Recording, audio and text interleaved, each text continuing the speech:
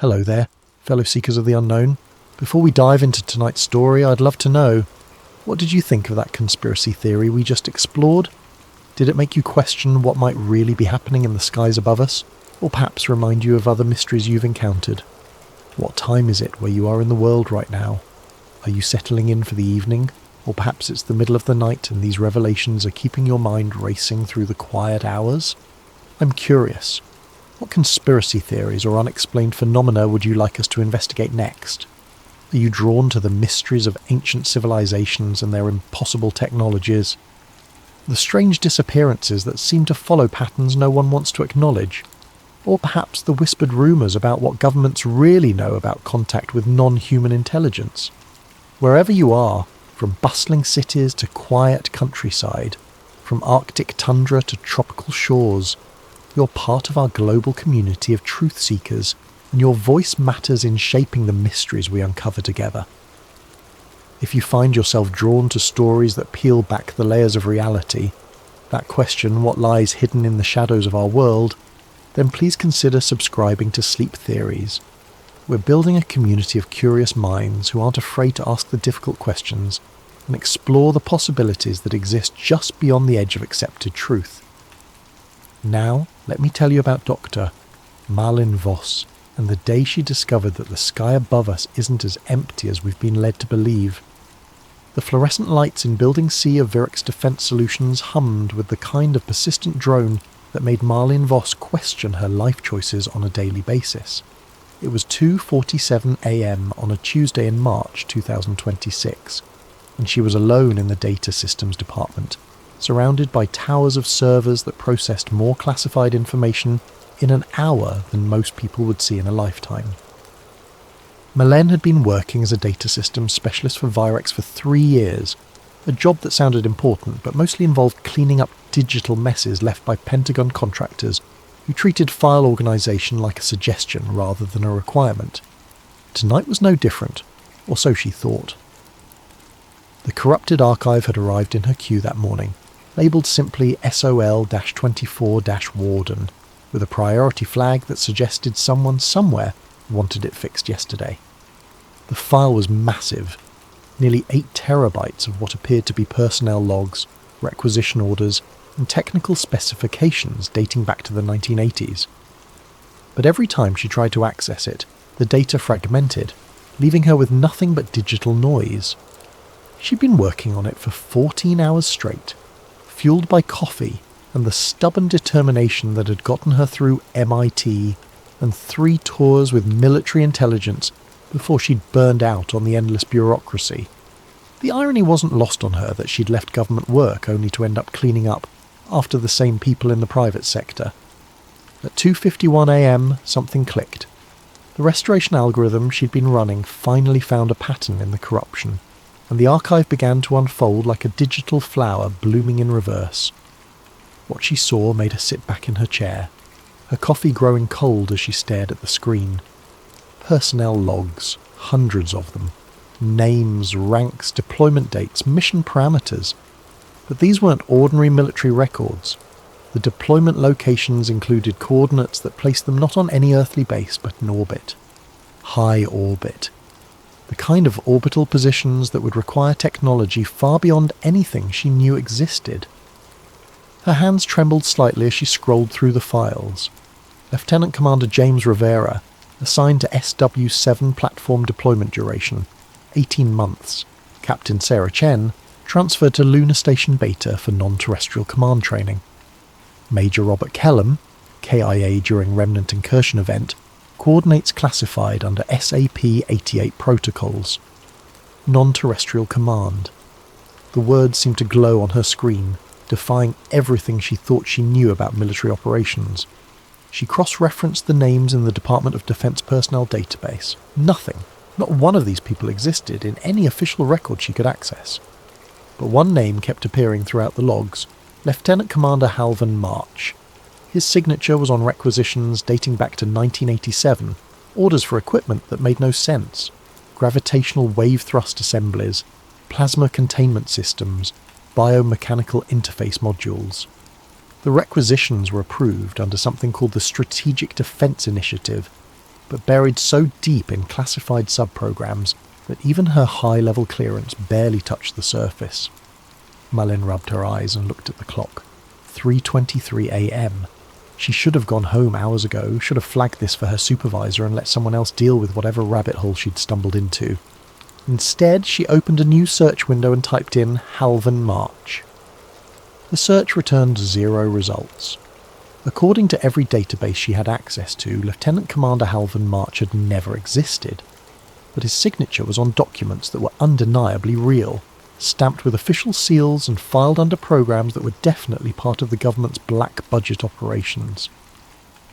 She leaned back in her chair, staring at the ceiling tiles that had been the same shade of institutional beige since the building was constructed in the 1990s.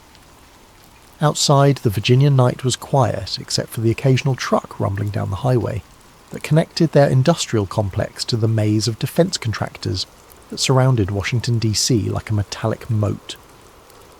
The rational part of her mind suggested a simple explanation: bureaucratic error, misfiled documents, some kind of training exercise or wargame scenario that had been archived incorrectly.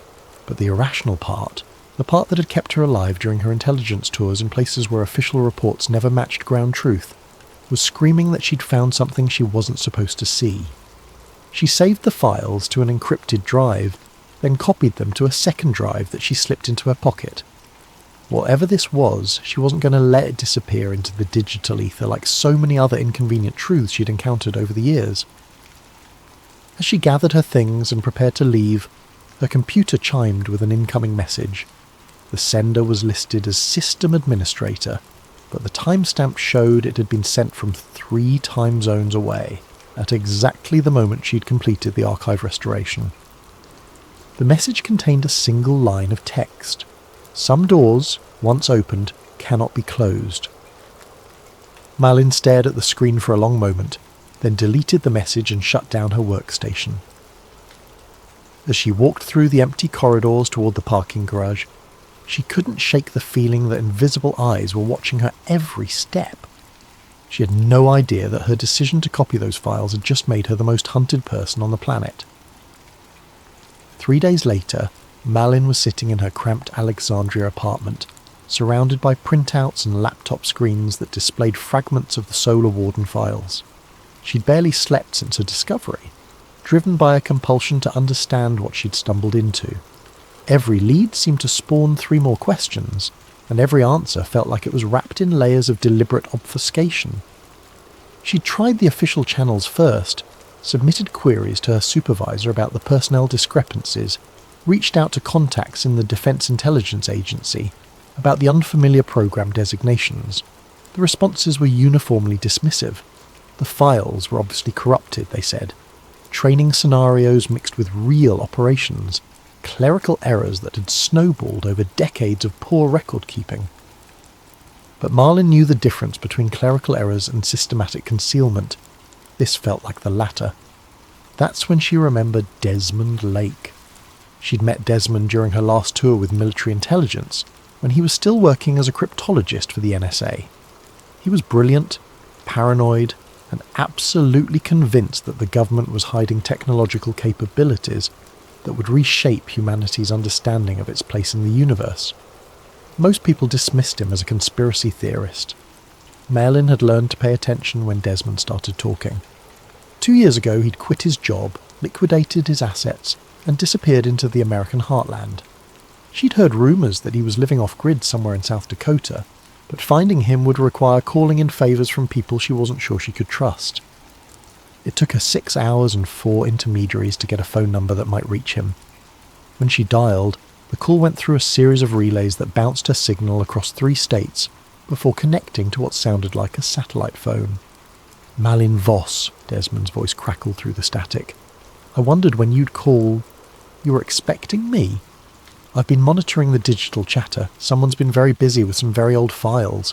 Files that were supposed to stay buried." Malin felt a chill run down her spine. "How could you possibly know that?" "Because I helped bury them the first time, 22 years ago, when I was young and stupid and thought the people giving orders actually had humanity's best interests at heart." Desmond's laugh was bitter. What do you know about the Strategic Defense Initiative, Malin? The real SDI, not the sanitized version they taught in your military history classes. Reagan's Star Wars program, missile defense systems, space-based weapons platforms, most of it was theoretical. Most of it was misdirection. The real program had a different name, and a very different purpose. They called it Solar Warden. There it was. The name that had been haunting her for 3 days, spoken aloud by someone who might actually understand what it meant. I found personnel files, Desmond.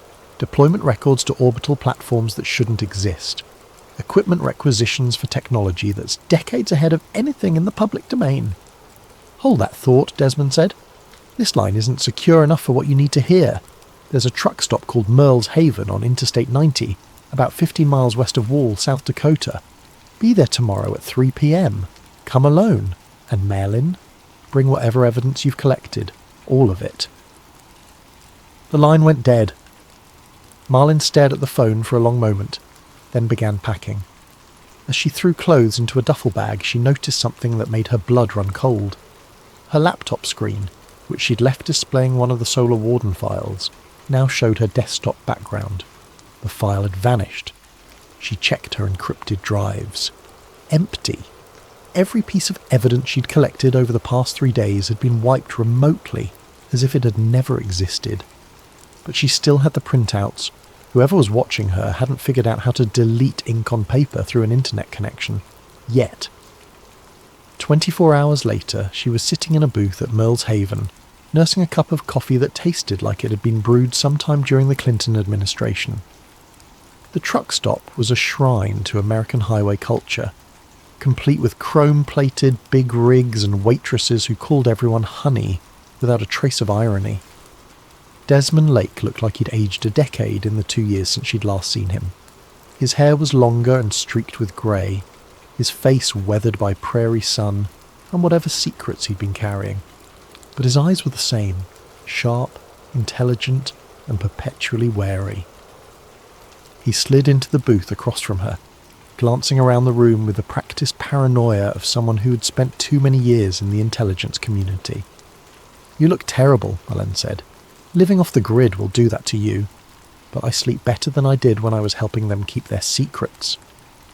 He pulled a tablet from his jacket and set it on the table between them. "Solar Warden. What do you want to know?" "Everything, starting with why my evidence disappeared." "Because you triggered an automated monitoring system that's been in place since the program began. The moment you accessed those files, every intelligence agency in the NATO alliance knew about it. The fact that you're still alive means they think you might be useful, or they're still deciding how to handle you." Desmond tapped the tablet screen, and a document appeared. It was heavily redacted, but Malin could make out fragments that made her heart race. "This is from a 1987 briefing to the National Security Council," Desmond explained. "The subject was extraterrestrial contact and the establishment of defensive protocols. Solar Warden wasn't designed to protect America from Soviet missiles. It was designed to protect Earth from something else entirely. You're talking about aliens. I'm talking about first contact that happened 40 years ago, and a subsequent arms race that makes the Cold War look like a playground dispute." Desmond swiped to another document. "The Volari made contact in 1981. They offered technology in exchange for cooperation in what they called containment protocols, for something they referred to as the remnants. Earth became a forward operating base in a conflict we barely understood." Malin studied the fragments of text she could read. References to fleet construction, orbital deployment schedules, personnel training for non-terrestrial engagement scenarios. It read like military planning documents, except the enemy they were planning to fight wasn't human. "The personnel files I found," she said, "those people are real." Were real. Solar Warden has lost more than 300 personnel over the past 4 decades. They're listed as training accidents, mechanical failures, disappeared during routine operations. The truth is they died fighting a war that officially doesn't exist. Desmond pulled up another file, this one containing what appeared to be satellite imagery. The timestamp showed it had been taken just 6 months ago. "This is Ascension Island in the South Atlantic. Look at the thermal signature." Malin studied the image. Even with her limited experience reading satellite photos, she could see the anomaly. Massive heat signatures rising from what should have been empty ocean, forming a pattern that suggested something large lifting off from underwater facilities. "How many ships are up there?" she asked. 8 that we know of, each one the size of a naval destroyer, equipped with technology that would revolutionize human civilization if it were ever declassified. Gravitational wave propulsion, energy weapons based on controlled plasma, life support systems that can function in deep space for decades. And they're fighting? They're maintaining a perimeter. The question is whether they're keeping something out or keeping us in. Desmond closed the tablet and leaned back in his booth. Outside, a thunderstorm was building on the South Dakota prairie, turning the sky the colour of old pewter. "There's something else you need to know, Marlin, about the people who've tried to expose Solar Warden before. The journalists, the whistleblowers, the military personnel who tried to go public. What happened to them? Some disappeared.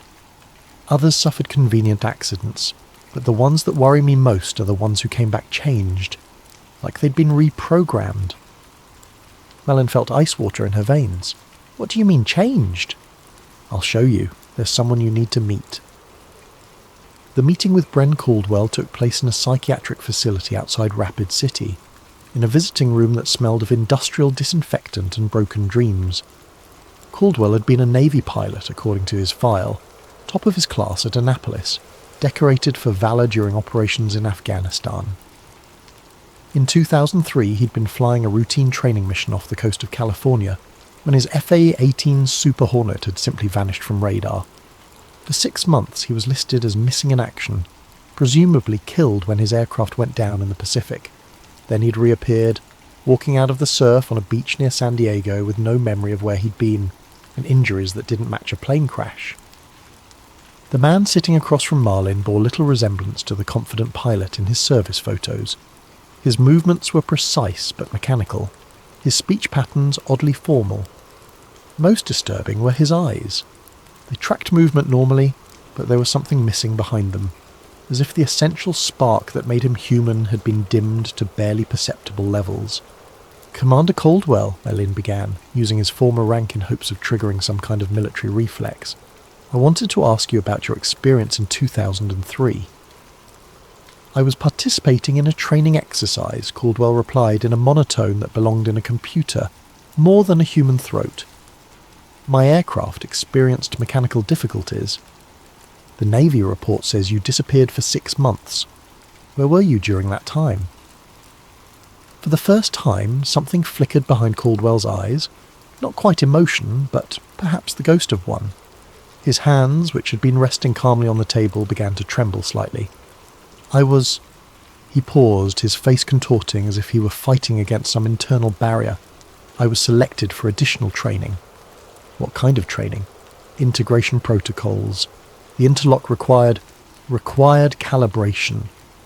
His voice became strained, sweat beading on his forehead despite the room's chill.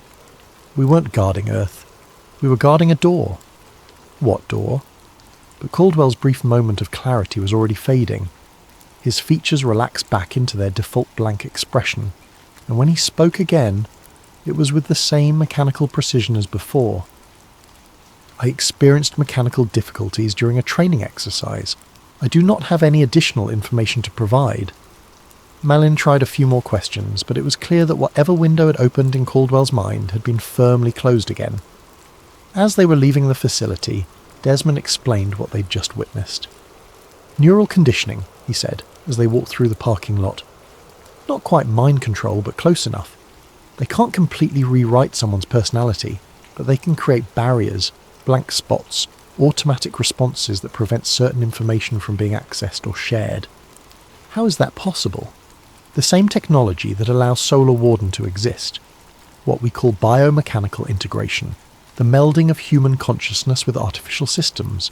The Valari shared it as part of their technology transfer, supposedly to help us interface with their equipment. But it has other applications." Maylene thought about Caldwell's trembling hands, the way he'd struggled to speak about the interlock. He was fighting it. Whatever they did to him, some part of his original personality is still in there. which is why he's in a psychiatric facility instead of walking around free. The conditioning works better on some people than others. The failures end up diagnosed with various mental disorders and quietly institutionalized. They were interrupted by the arrival of a black sedan in the facility's parking lot. The car was unremarkable except for its diplomatic license plates and the woman who emerged from the passenger seat. She was tall, elegant, with the kind of understated confidence that suggested high-level government work. Her accent, when she spoke, carried hints of Eastern Europe. "Dr. Voss, Mr. Lake," she said, approaching them with a measured stride. "My name is Alba Jurek. I represent certain interests in the European aerospace community." Desmond's hand moved subtly toward his jacket, where Marlin suspected he kept a concealed weapon. "How did you know we were here?" "The same way I know about Dr. Voss's discovery of the Solar Warden archives, and your subsequent investigation into the program's existence." Alba's smile was polite but somehow predatory. "I'm not here as a threat, quite the opposite, actually. I have information that might help you understand what you've stumbled into." "What kind of information?" Malin asked. "The kind that explains why Solar Warden was never really an American program. Why the personnel files you found include names from 12 different countries. Why the funding comes through defense contractors that exist only on paper, backed by banks that have no official ties to any government." Alba opened a briefcase and withdrew a tablet similar to the one Desmond had shown her earlier. The document that appeared on screen made Marlin's breath catch. "The Continental Accord," Alba explained, "signed in 1996 by representatives of 38 nations. Not their official governments, their shadow governments. The people who really make the decisions about humanity's future." The document was dense with legal language, but certain phrases stood out. Non-human entity cooperation protocols, biomechanical technology transfer agreements, containment of hostile extrasolar species. "You're talking about a conspiracy involving almost every major power on Earth," Malin said. "I'm talking about the only conspiracy that actually matters, the one that determines whether humanity survives the next 50 years. Alba swiped to another page. Project DIONAE was the operational name for the technology transfer. The Velari provided gravitational manipulation technology, advanced materials science, and what they called consciousness integration protocols, the technology that allows human minds to interface directly with spacecraft systems. And in return, Earth became a forward observation post, a buffer zone between Velari space and whatever they're running from. The remnants.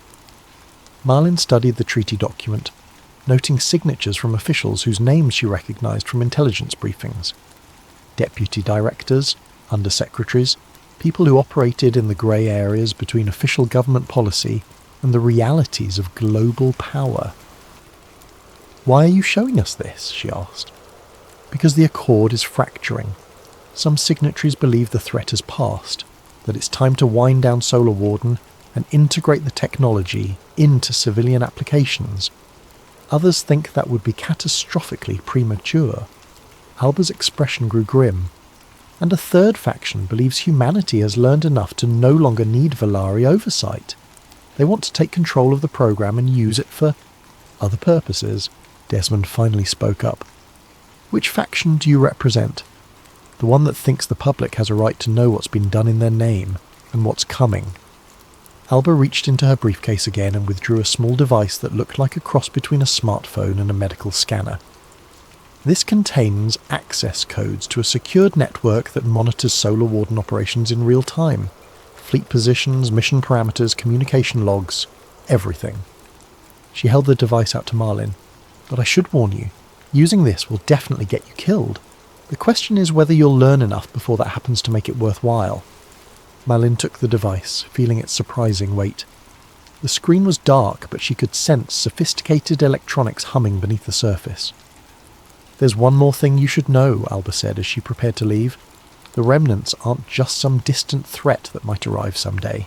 3 weeks ago, Solar Warden detected a massive gravitational anomaly at the edge of the solar system.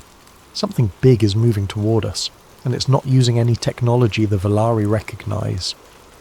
She got back into her sedan, leaving Marlin and Desmond standing in the parking lot with a device that might contain the keys to humanity's greatest secret, or its destruction. That night, in a motel room that reeked of cigarettes and desperation, Marlin activated Alba's device.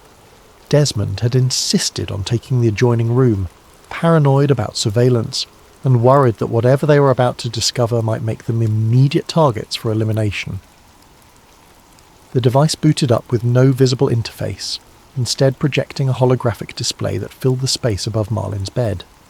The technology was unlike anything she'd seen in civilian or military applications, the kind of quantum computing breakthrough that would revolutionize human civilization if it ever left the black-budget world. The main display showed a three-dimensional map of near-Earth space, with 8 distinct objects in high orbit. Each was marked with designations that matched the personnel files she'd found, SW1 through SW8, positioned in a defensive perimeter that covered every approach to Earth. The ships were massive, each one easily the size of a naval aircraft carrier, but sleek and angular in a way that suggested technology decades ahead of conventional spacecraft design. As she watched, data streams began flowing across secondary displays, communication logs, mission reports, technical specifications that read like science fiction but were obviously real. The propulsion systems alone would revolutionize space travel. Gravitational wave manipulation that allowed near instantaneous acceleration without the crushing G-forces that limited human space exploration. But what drew her attention were the recent mission logs, references to perimeter breaches, unidentified contacts beyond the heliosphere, and something called remnant probe encounters that dated back only 3 months. Using the credentials embedded in the device, Marlin accessed what appeared to be a live feed from SW7, one of the ships positioned on the far side of lunar orbit. The image quality was extraordinary, high-definition video that showed the curved surface of the moon in the background and the star field beyond. Then she saw something that made her question her sanity. Another ship was approaching SW7, but it wasn't human in origin. The design was organic, almost biological, with surfaces that seemed to flow and shift like living tissue. As it approached the Solar Warden vessel, docking appendages extended from both ships, creating a connection that sparked with energy discharges. The timestamp on the feed showed this was happening in real time. Marlin watched in fascination as figures moved between the two ships. The human crew members were wearing what looked like advanced spacesuits, but their movements seemed too fluid, too precise to be entirely human. The beings from the other ship were tall, graceful, with elongated limbs and features that suggested an evolutionary path quite different from humanity's. This had to be the Valari. As the docking procedure continued, Marlin heard a sound that chilled her to the bone, her laptop powering down without her touching it. The lights in the motel room flickered, then went out completely. In the sudden darkness, the holographic display from Alba's device cast an eerie blue glow across the walls. Then that went dark too. The silence was complete for perhaps 30 seconds before emergency power kicked in, bathing the room in the red glow of backup lighting. Marlin's laptop screen was black, but when she tried to restart it, nothing happened. The machine wasn't just off, it was completely dead, as if something had fried its electronics from the inside out. She grabbed Alba's device, which seemed undamaged, and was about to check on Desmond when she heard voices in the parking lot outside. Multiple vehicles, doors slamming, the kind of organised movement that suggested professional operators. Through the curtains, she could see black SUVs surrounding the motel. Men in tactical gear were moving with military precision, setting up a perimeter that would prevent anyone from leaving the building. Marlin grabbed her go-bag and slipped out the back window of her room, just as the front door exploded inward. She could hear Desmond shouting from the adjoining room, then the sound of a struggle, then silence. She made it to her rental car and was pulling out of the parking lot when she heard the first gunshot. 3 days later, Marlin was sitting in a 24-hour diner outside Denver, trying to process what had happened and figure out her next move. The news reports about the incident at the motel described it as a drug raid gone wrong. 2 suspected methamphetamine dealers killed in a shootout with federal agents. No mention of Desmond Lake or the real reason tactical teams had surrounded the building. She'd tried calling Desmond's emergency numbers, but they all went to voicemail.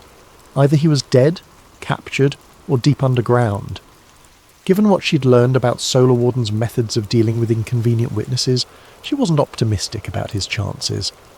Alba's device had survived the electromagnetic pulse that killed her laptop, but she hadn't dared to activate it again.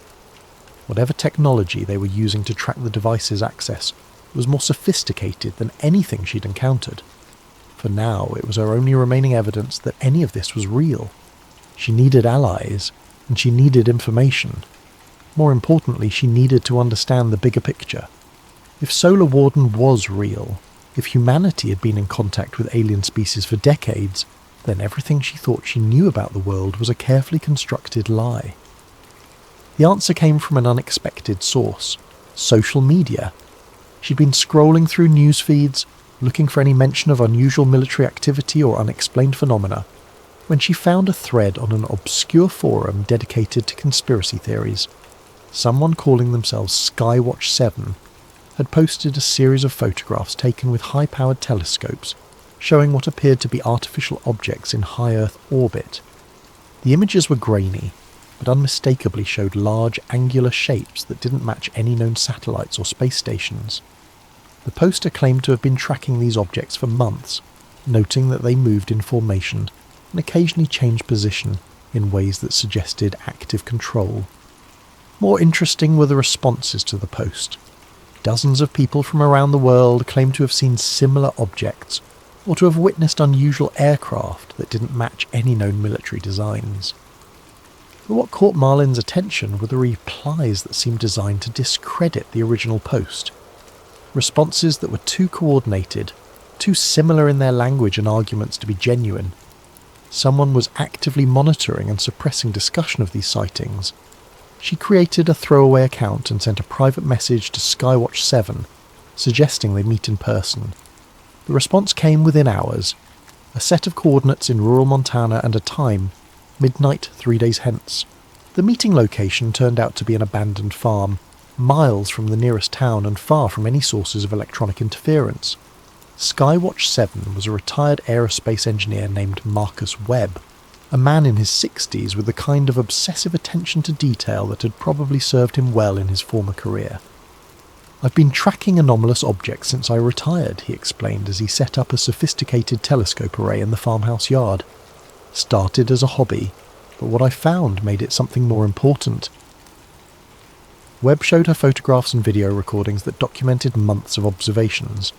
The objects were definitely artificial, definitely in controlled orbits, and definitely using technology that surpassed anything in the public domain. "But that's not the strangest part," Webb continued. "The strangest part is the people who tried to stop me from investigating." He told her about the visits from government officials who claimed to represent various agencies, but carried credentials that didn't check out. About break-ins where nothing was stolen, but his equipment was subtly sabotaged. About former colleagues who suddenly became hostile when he mentioned his observations. "Then there are the ones who came back changed," Webb said, echoing Desmond's words from days earlier. "Changed how?"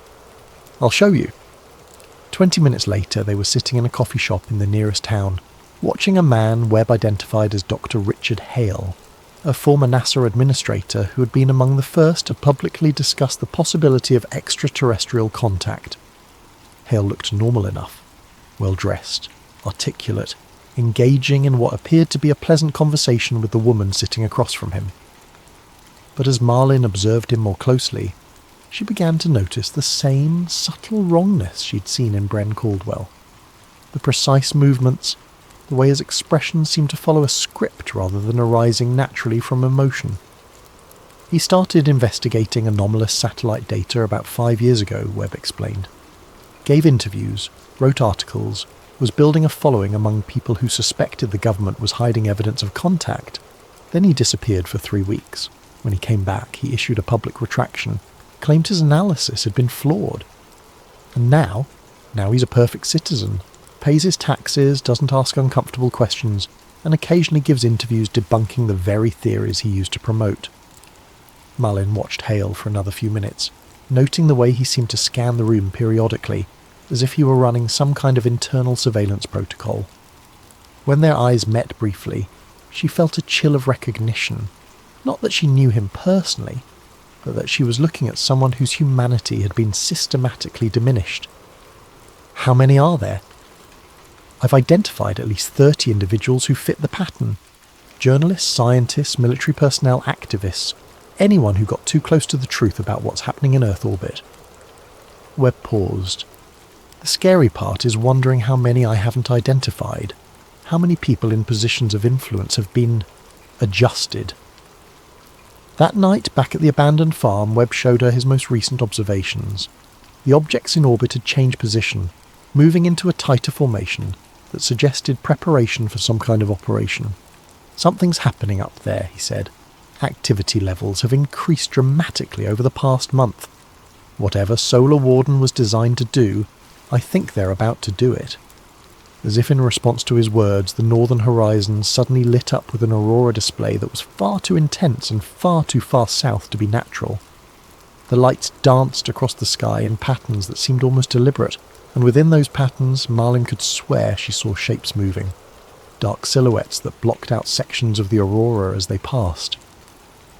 She activated Alba's device, and the holographic display showed her what ground-based observation couldn't. A massive battle taking place in high orbit, with Solar Warden ships engaging multiple unknown contacts that had appeared at the edge of the Earth's gravitational influence. The remnants had arrived. The leaked document appeared on WikiLeaks at 3:47 a.m. Eastern Standard Time, 6 hours after the Aurora battle that official sources dismissed as an unusually intense solar storm.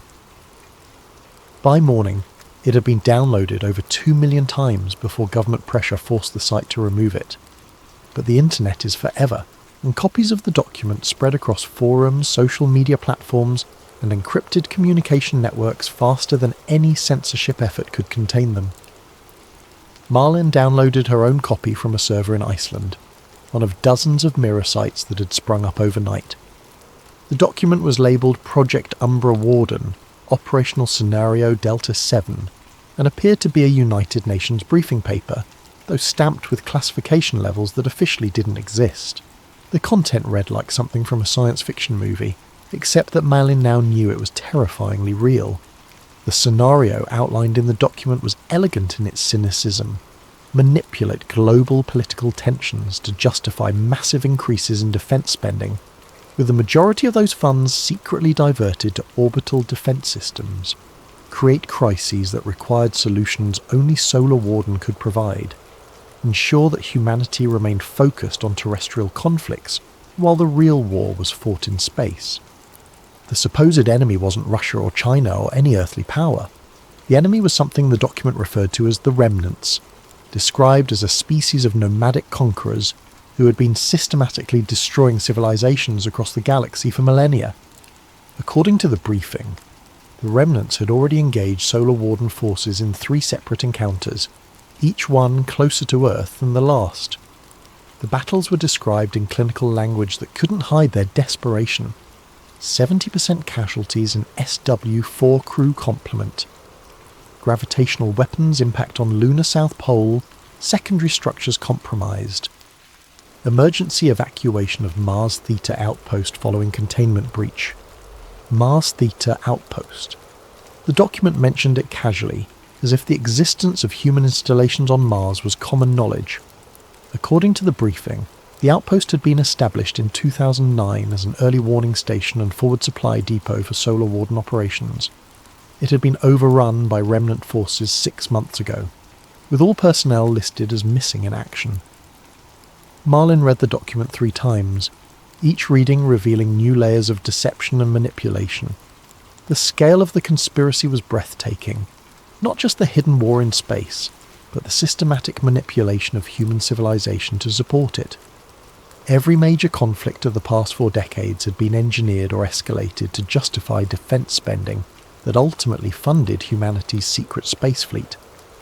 But the most chilling section dealt with what the document called population management protocols. In the event that Solar Warden failed to contain the remnant threat, contingency plans existed for selective evacuation of key personnel to off-world facilities. The criteria for selection were coldly pragmatic: genetic diversity, essential skills, political reliability, and something called neural compatibility ratings. The rest of humanity would be left to face the remnants alone. Malin was still processing the implications when her encrypted phone buzzed with an incoming message. The sender was identified only as Phoenix, but the content made her blood run cold. Dr. Voss, Marcus Webb compromised. Extraction team en route to your location. You have approximately 12 minutes to evacuate. Trust no one in uniform. The real war is about to begin. She grabbed her go bag and Alba's device, then paused at the window to scan the surrounding area. In the distance, she could see headlights approaching along the rural road. Multiple vehicles moving fast toward the farm. 12 minutes had become 8. The black site beneath Thule Air Base in Greenland was a monument to humanity's capacity for self-deception.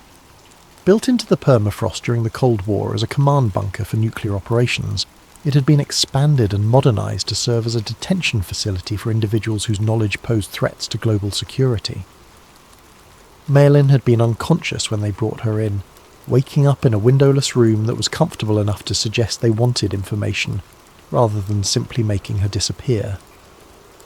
The walls were lined with some kind of metal that blocked electronic signals. She'd tested Alba's device and found it completely inert. They left her alone for 18 hours before the interrogations began. The first visitor was a woman who introduced herself as Director Sarah Mitchell, though Marlin suspected that was as fictional as everything else about this situation. Mitchell was professional, almost maternal, explaining that Marlin had stumbled into matters of national security that required careful handling. "We're not the villains in this story, Dr. Voss," Mitchell said, settling into the chair across from Marlin's cot. "Everything Solar Warden has done, everything we've had to keep secret, has been in service of human survival. By lying to the entire planet about the most important discovery in human history, by preventing global panic that would have made effective defense impossible. Do you have any idea what would have happened if the existence of hostile alien species had been announced in 1981? The social collapse, the religious upheaval, the complete breakdown of international cooperation." Mitchell activated a tablet and showed Marlin images that made her question everything she thought she understood about the world. Video footage from what appeared to be the Oval Office, dated September the 15th, 1985. President Reagan was sitting across from 2 other men, one she recognised as British Mod liaison Elwyn Wraith, the other completely unfamiliar. The unfamiliar figure was tall, impossibly thin, with pale skin that seemed to glow with its own internal light. Its features were roughly humanoid but elongated, as if someone had stretched a human face like taffy. When it spoke, its words appeared as subtitles at the bottom of the screen. Apparently they're being communicated through some form of light-based language that required translation. "You will build the fleet," the subtitles read, "or they will arrive first." The conversation that followed was stilted, formal, like a diplomatic negotiation between species that had almost nothing in common except mutual necessity. The being, presumably one of the Velari, explained that the remnants were a nomadic species that consumed entire civilizations, stripping worlds of resources and enslaving or destroying their populations. "They move between star systems like locusts," the translation continued. "We have tracked their advance for millennia. Your system is next." Reagan's questions were practical, focused on timelines and capabilities. How long before the remnants arrived? What kind of defense would be required? What was humanity's role in this conflict? The answers were sobering.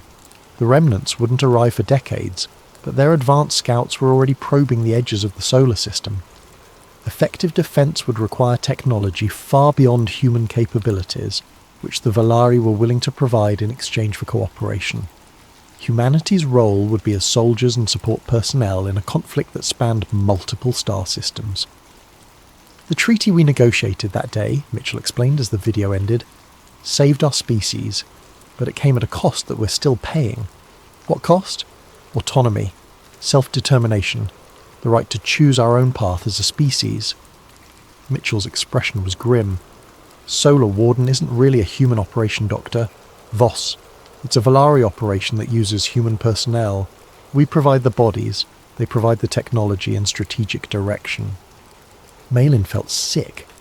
Were client soldiers in someone else's war? We're junior partners in a defensive alliance that's kept Earth from being destroyed. The Valari could have simply evacuated our solar system and left us to face the remnants alone.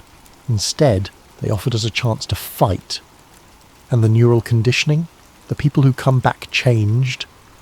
Integration with Valari technology requires significant mental adjustments. Human consciousness isn't naturally compatible with their systems. The conditioning ensures that personnel can function effectively while maintaining operational security. Mitchell leaned forward, her expression earnest. I'm going to show you something that no unauthorized person has ever seen. Something that will help you understand why everything we've done has been necessary. She led Marlin through a series of corridors that descended deep into the bedrock beneath the base. The architecture changed as they went deeper, becoming more organic, with surfaces that seemed to flow and pulse with subtle energy. This wasn't human construction, it was Valari. The final corridor opened into a vast chamber that took Malin's breath away.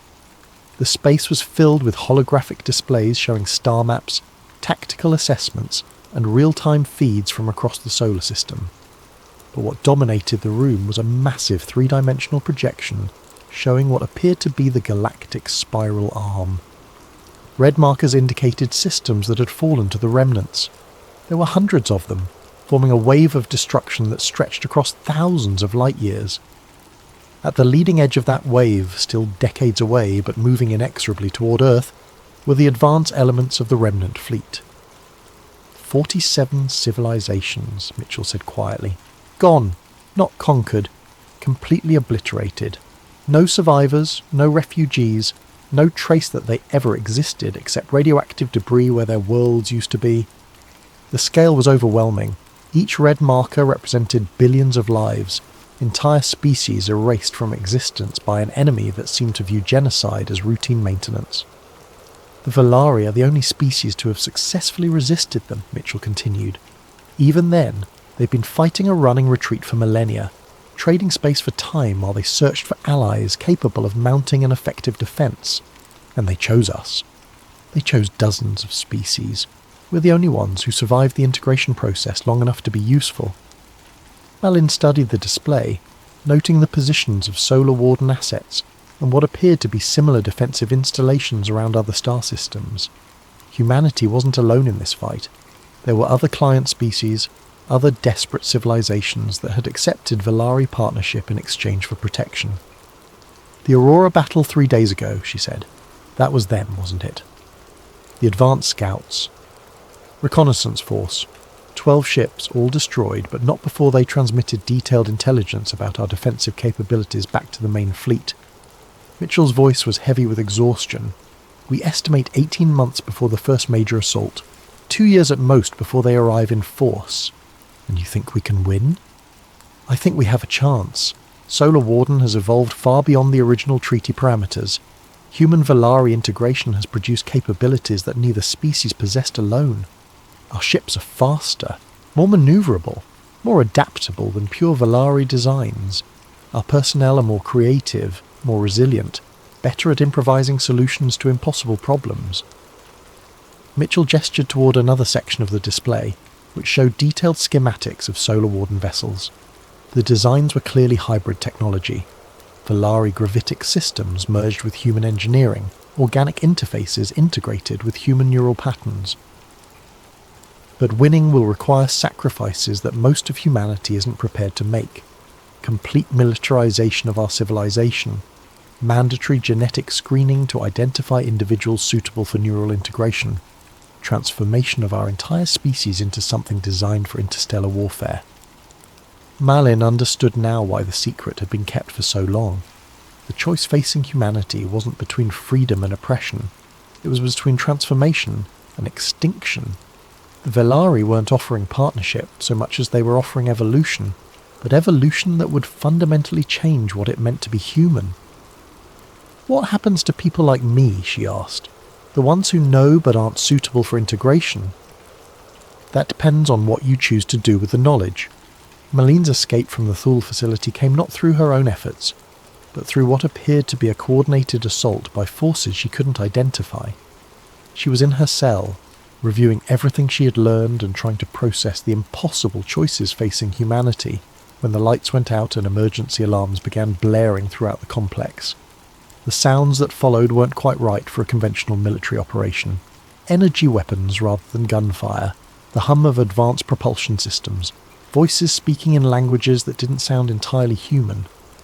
When her cell door slid open, she half expected to see Valari figures in the corridor. Instead, she found Marcus Webb, wearing some kind of advanced tactical gear that made him look like a character from a science fiction movie.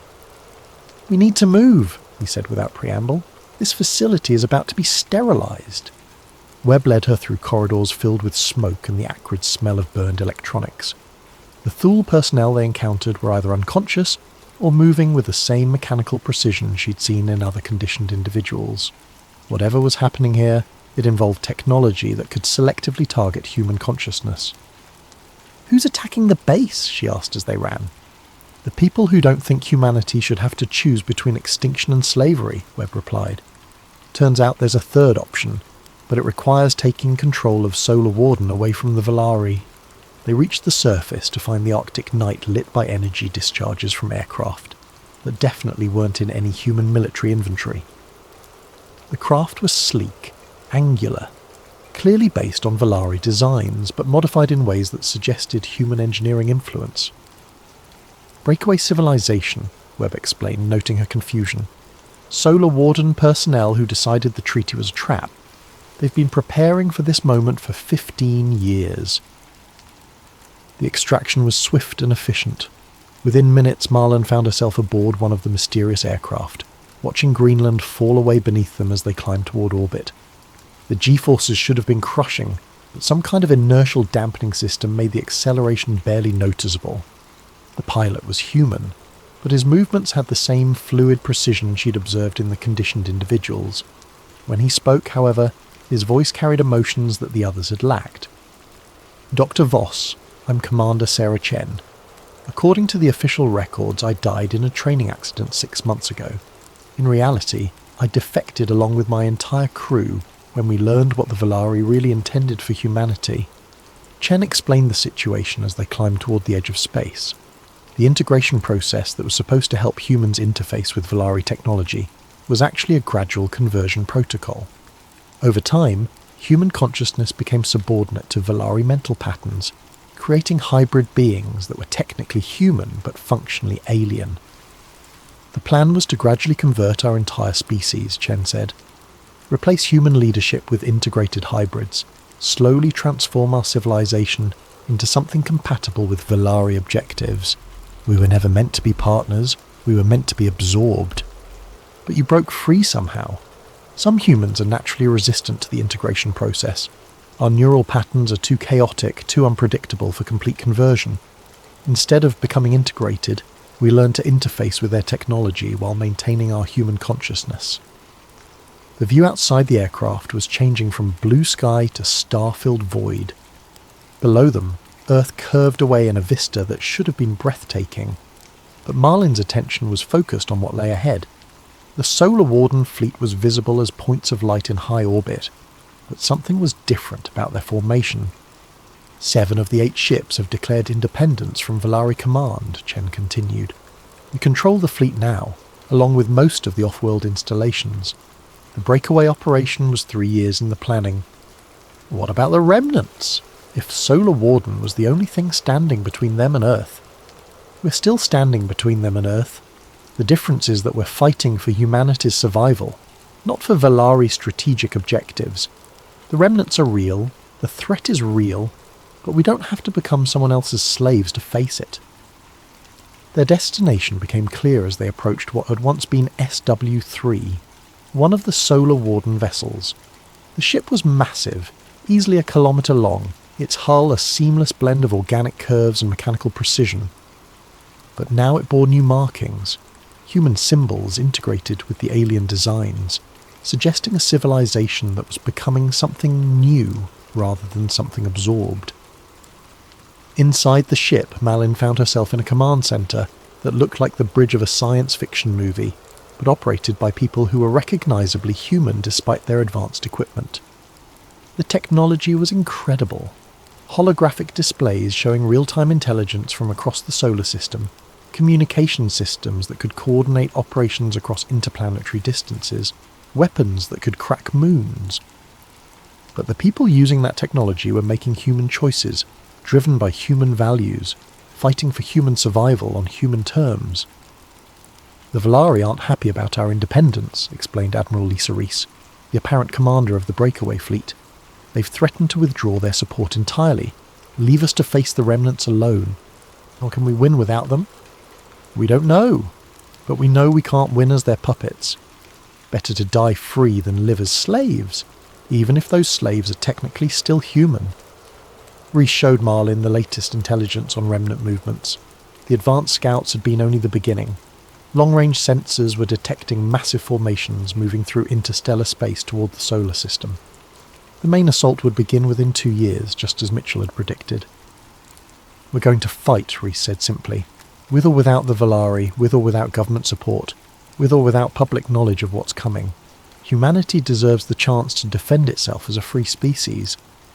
What do you need from me? Tell the story. The real story, not the sanitized version the governments want people to hear. Humanity has a right to know what's coming and what choices we're making in their name." Malin looked around the command centre, at the faces of people who had risked everything to ensure that humanity's future remained human. They were preparing for a war that most of their own species didn't know existed, using technology that had been hidden for decades, fighting enemies that officially didn't exist. But they were fighting as themselves, not as someone else's idea of what humanity should become. "I'll tell the story," she said, "but who's going to believe it? Enough people will believe it to matter, and when the fighting starts, when the remnants arrive and the sky lights up with battles that can't be hidden or explained away, those people will be ready." 3 hours later, Malin was back on Earth, standing in the parking lot of a truck stop in Nevada, with a device containing enough evidence to fundamentally change human civilization.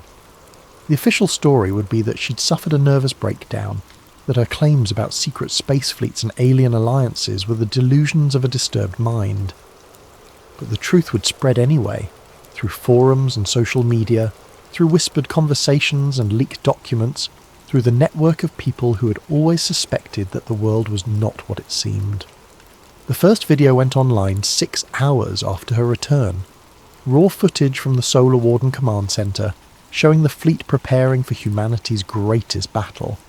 The debunking efforts began within minutes, but the video had already been downloaded tens of thousands of times.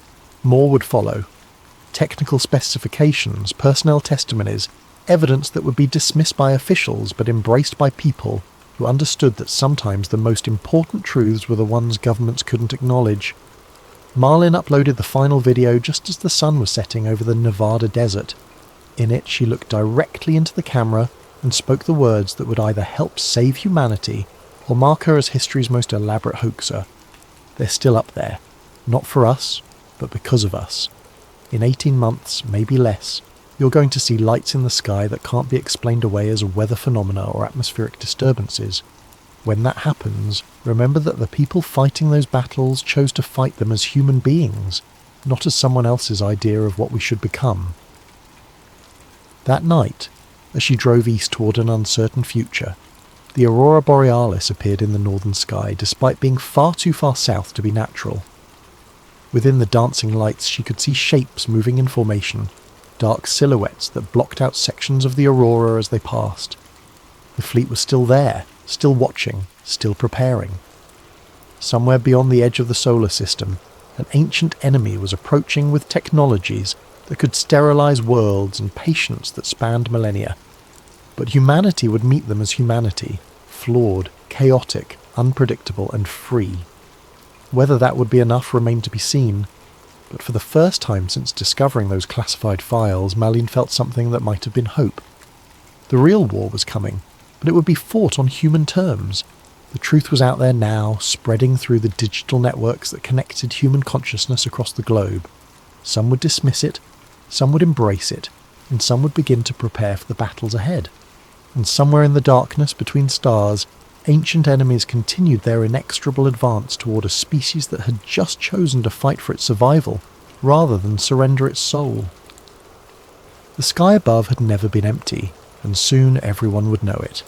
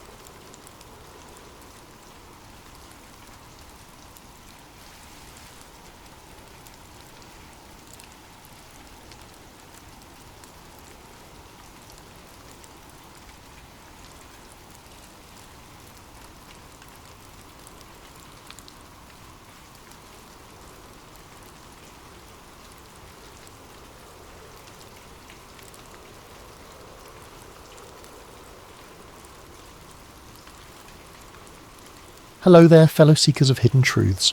Before we dive into today's story, I hope you're having a wonderful day wherever you are in the world. Thank you for joining us on this journey into the mysteries that history forgot. If you enjoy exploring these forgotten chapters and alternative theories about our past, please consider subscribing to Sleep Theories. Your support helps us continue uncovering the stories they don't want you to know. But before we begin, I want to hear from you. Drop a comment below and let me know what you think about the conspiracy we're exploring today. Do you believe there's truth hidden in these alternative histories? Have you noticed any unexplained architecture or historical anomalies in your own area? And most importantly, what conspiracy or hidden mystery would you like us to investigate next? Your suggestions help shape our future episodes, so don't be shy about sharing your thoughts and theories.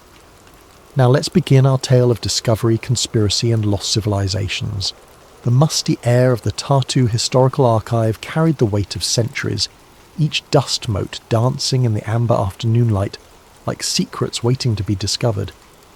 Dr. Elian Marek had spent the better part of 3 weeks cataloguing forgotten documents in the university's basement archives, part of a modernisation effort that would digitise Estonia's most precious historical materials.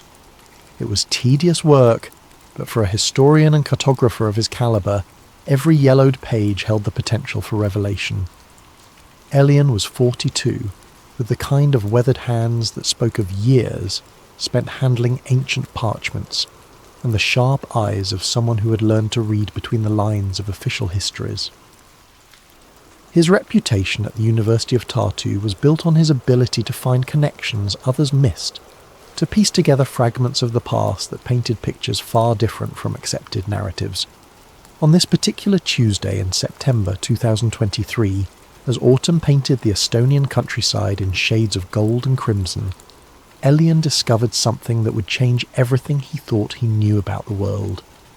The oak filing cabinet in section M7 had been scheduled for disposal, its drawers stuck with age and disuse, requiring considerable force to open.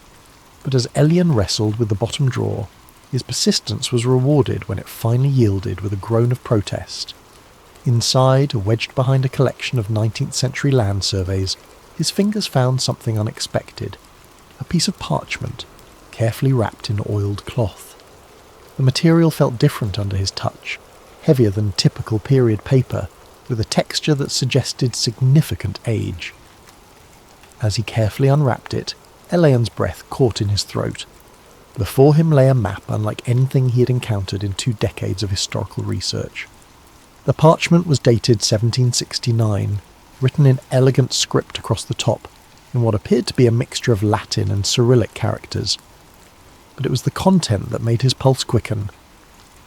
The map depicted a vast empire stretching from the frozen reaches of Siberia, across the Ural Mountains, through Eastern Europe, and remarkably extending tendrils of influence into what appeared to be parts of North America.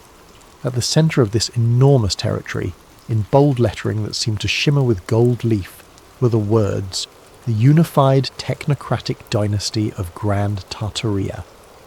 Elian had heard whispers of Tartaria in fringe historical circles, dismissed by mainstream academia as a misunderstanding of medieval references to various nomadic peoples.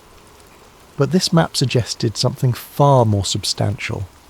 The level of detail was extraordinary, showing not just political boundaries but infrastructure that seemed impossibly advanced for the 18th century.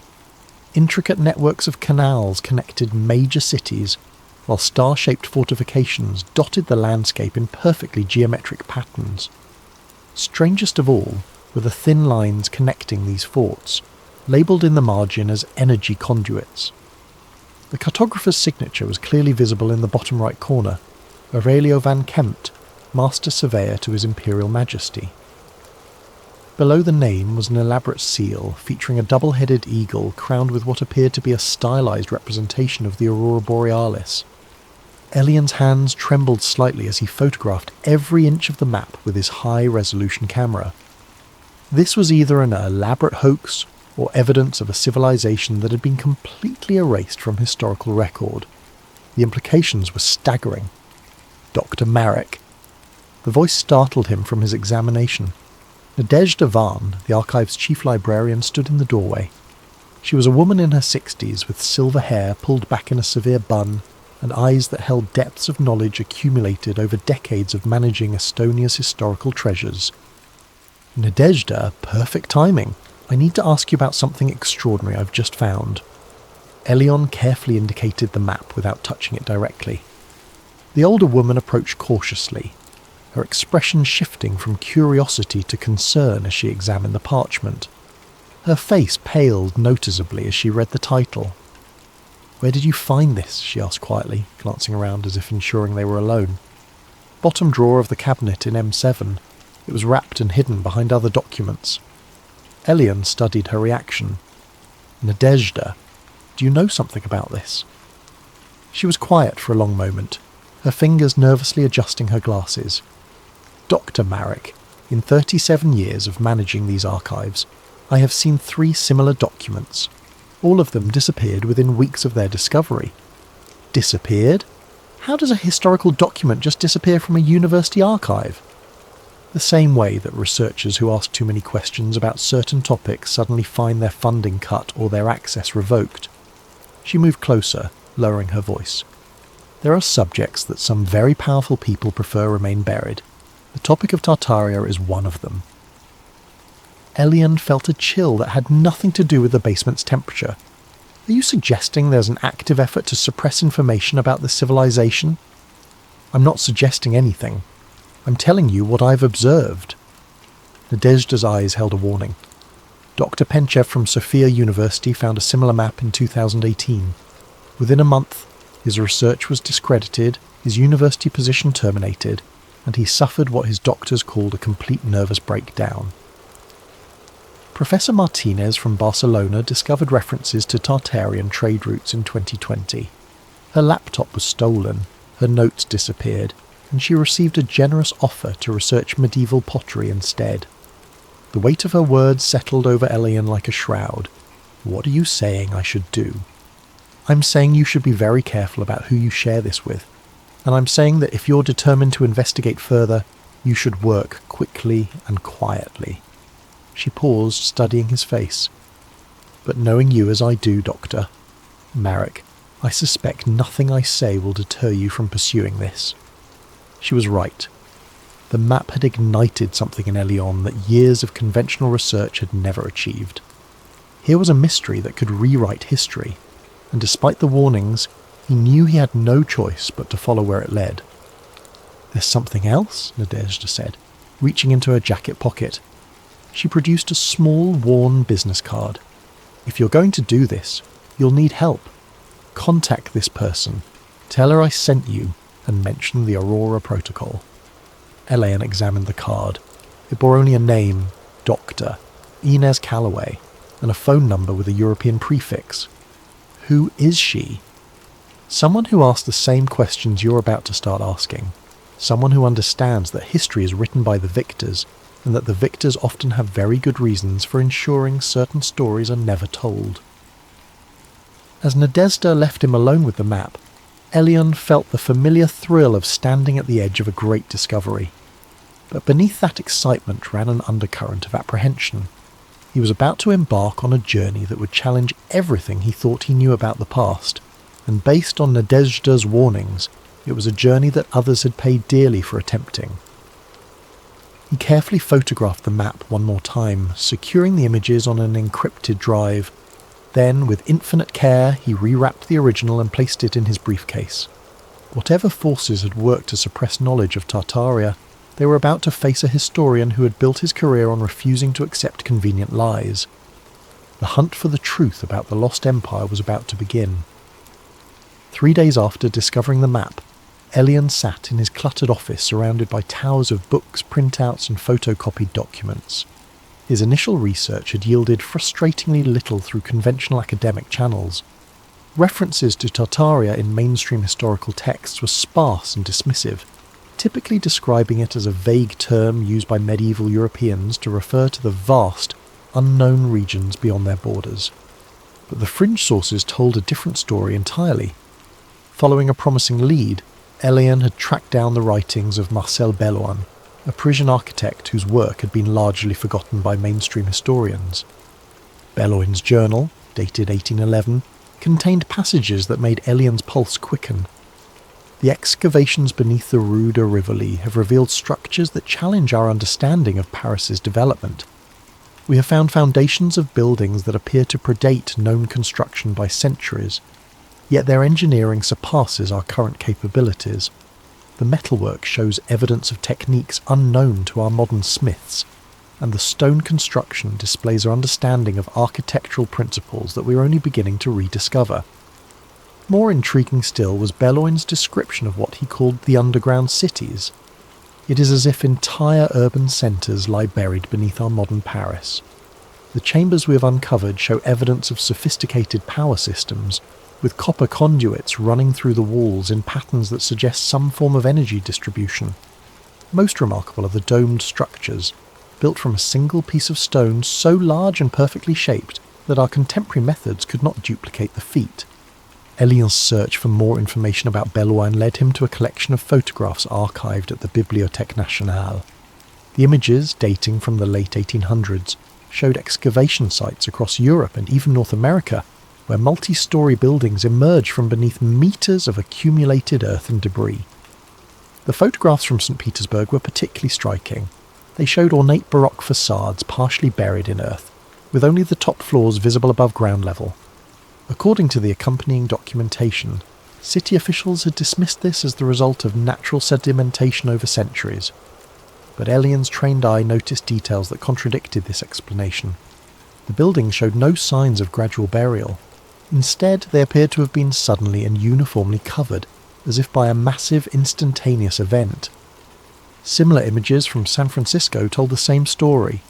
Photographs from the 1870s showed crews excavating what appeared to be grand municipal buildings from beneath layers of mud and debris.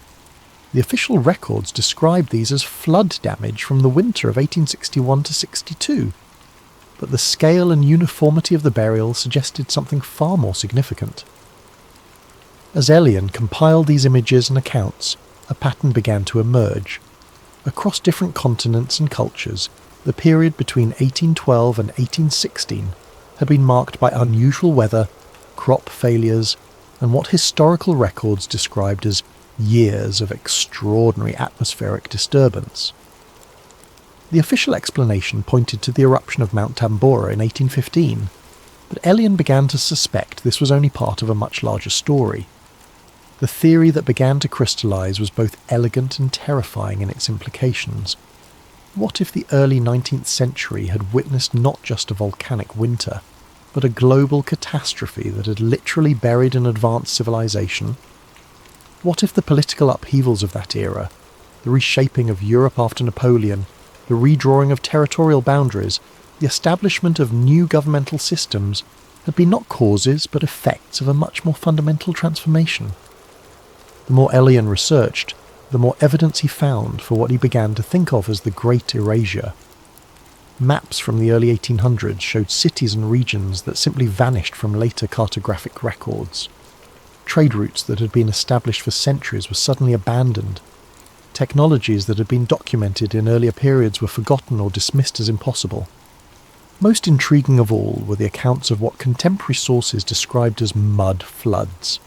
These weren't typical flooding events caused by rivers overflowing their banks.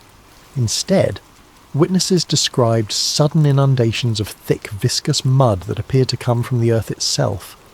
The substance was unlike anything in their experience, neither fully liquid nor solid, but something that flowed like water yet hardened like cement once it settled. A Russian engineer named Pavel Volkonsky had documented one such event near Moscow in 1816. The earth seemed to convulse, and then the mud came. Not from any river or lake that we could identify, but as if the very ground was liquefying and rising up. It moved with purpose, flowing around some structures while completely engulfing others. When it finally settled, entire districts had vanished beneath a uniform layer of this strange substance. Most peculiar was how it seemed to target the oldest and most sophisticated buildings while leaving simpler, newer constructions relatively untouched. Elian found similar accounts from across Europe and even North America. The pattern was consistent. Advanced buildings and infrastructure were buried beneath layers of this mysterious mud, while newer, simpler structures were spared. It was as if the very earth was selectively erasing evidence of a more sophisticated civilization. But the most chilling discovery came in the form of government communications from the period immediately following these events. Documents from various European chancelleries showed a coordinated effort to rewrite history, to establish new narratives that explain the changed landscape without reference to the buried civilization. A dispatch from the Austrian Foreign Ministry, dated 1819, was particularly revealing. The successful implementation of the territorial rationalisation programme has exceeded expectations. The cartographic revision process has eliminated problematic historical references while establishing clear governmental authority over previously disputed regions. The burial events, while unfortunate, have provided an opportunity to establish more rational and modern administrative structures without the complications of pre-existing claims and traditions. The language was bureaucratic, but the implications were staggering. Government officials were describing the systematic erasure of historical evidence as a successful policy outcome. They were treating the burial of an entire civilization as an opportunity for political reorganization. As Elian pieced together this hidden history, he began to understand why Nadezhda had warned him to be careful. He wasn't just uncovering academic curiosities or historical footnotes. He was documenting evidence of what appeared to be the most successful cover-up in human history, the deliberate erasure of an advanced civilization and the establishment of a new world order built on lies about the past. The question that haunted him as he compiled his research was simple yet profound. If such a civilization had existed, and if it had been deliberately erased from history, who had possessed the power and motivation to orchestrate such a massive deception? And more importantly, were those same forces still active today? Elian's investigation took an unexpected turn when he began researching the great world's fairs of the late 19th century. What had started as a tangential inquiry into the architectural capabilities of the Tartarian civilization led him to discover what he began to suspect was the most audacious act of historical deception ever attempted. The breakthrough came when he found a cache of documents in the Budapest State Archives, misfiled under Municipal Construction Projects Miscellaneous. The papers, dating from 1878, were internal memos between organisers of the Exposition Universelle in Paris. What made them extraordinary was not their official content, but the handwritten marginalia that revealed a very different story about the grand exhibitions that had captivated the world. One memo, signed by Exposition Director Henri Fournier, contained a notation that made Elian's blood run cold. The architectural assessment team confirms that structure block C7 predates our official timeline by at least 2 centuries. The construction techniques and materials are consistent with other recovered specimens. Recommend classification under Protocol 7. Public designation as period reproduction, pending final disposition. Protocol 7. The phrase appeared repeatedly throughout the documents, always in reference to buildings that seemed to pose some kind of classificatory problem. As Elian traced these references, a disturbing pattern emerged. Many of the most magnificent structures at the world's fairs, the soaring palaces, the impossibly grand pavilions, the architectural marvels that visitors assumed had been constructed specifically for the exhibitions, had actually been pre-existing buildings, remnants of the buried Tartarian civilization. The evidence was overwhelming once he knew what to look for. Construction timelines that made no sense for the scale of the buildings. Architectural techniques that supposedly didn't exist until decades later. Most tellingly, photographs from the construction phase showed workers not building the structures, but excavating them from beneath layers of accumulated earth and debris. The 1893 World's Columbian Exposition in Chicago provided even more damning evidence. Elian obtained copies of private correspondence between exposition organisers and a mysterious entity referred to only as the Commission.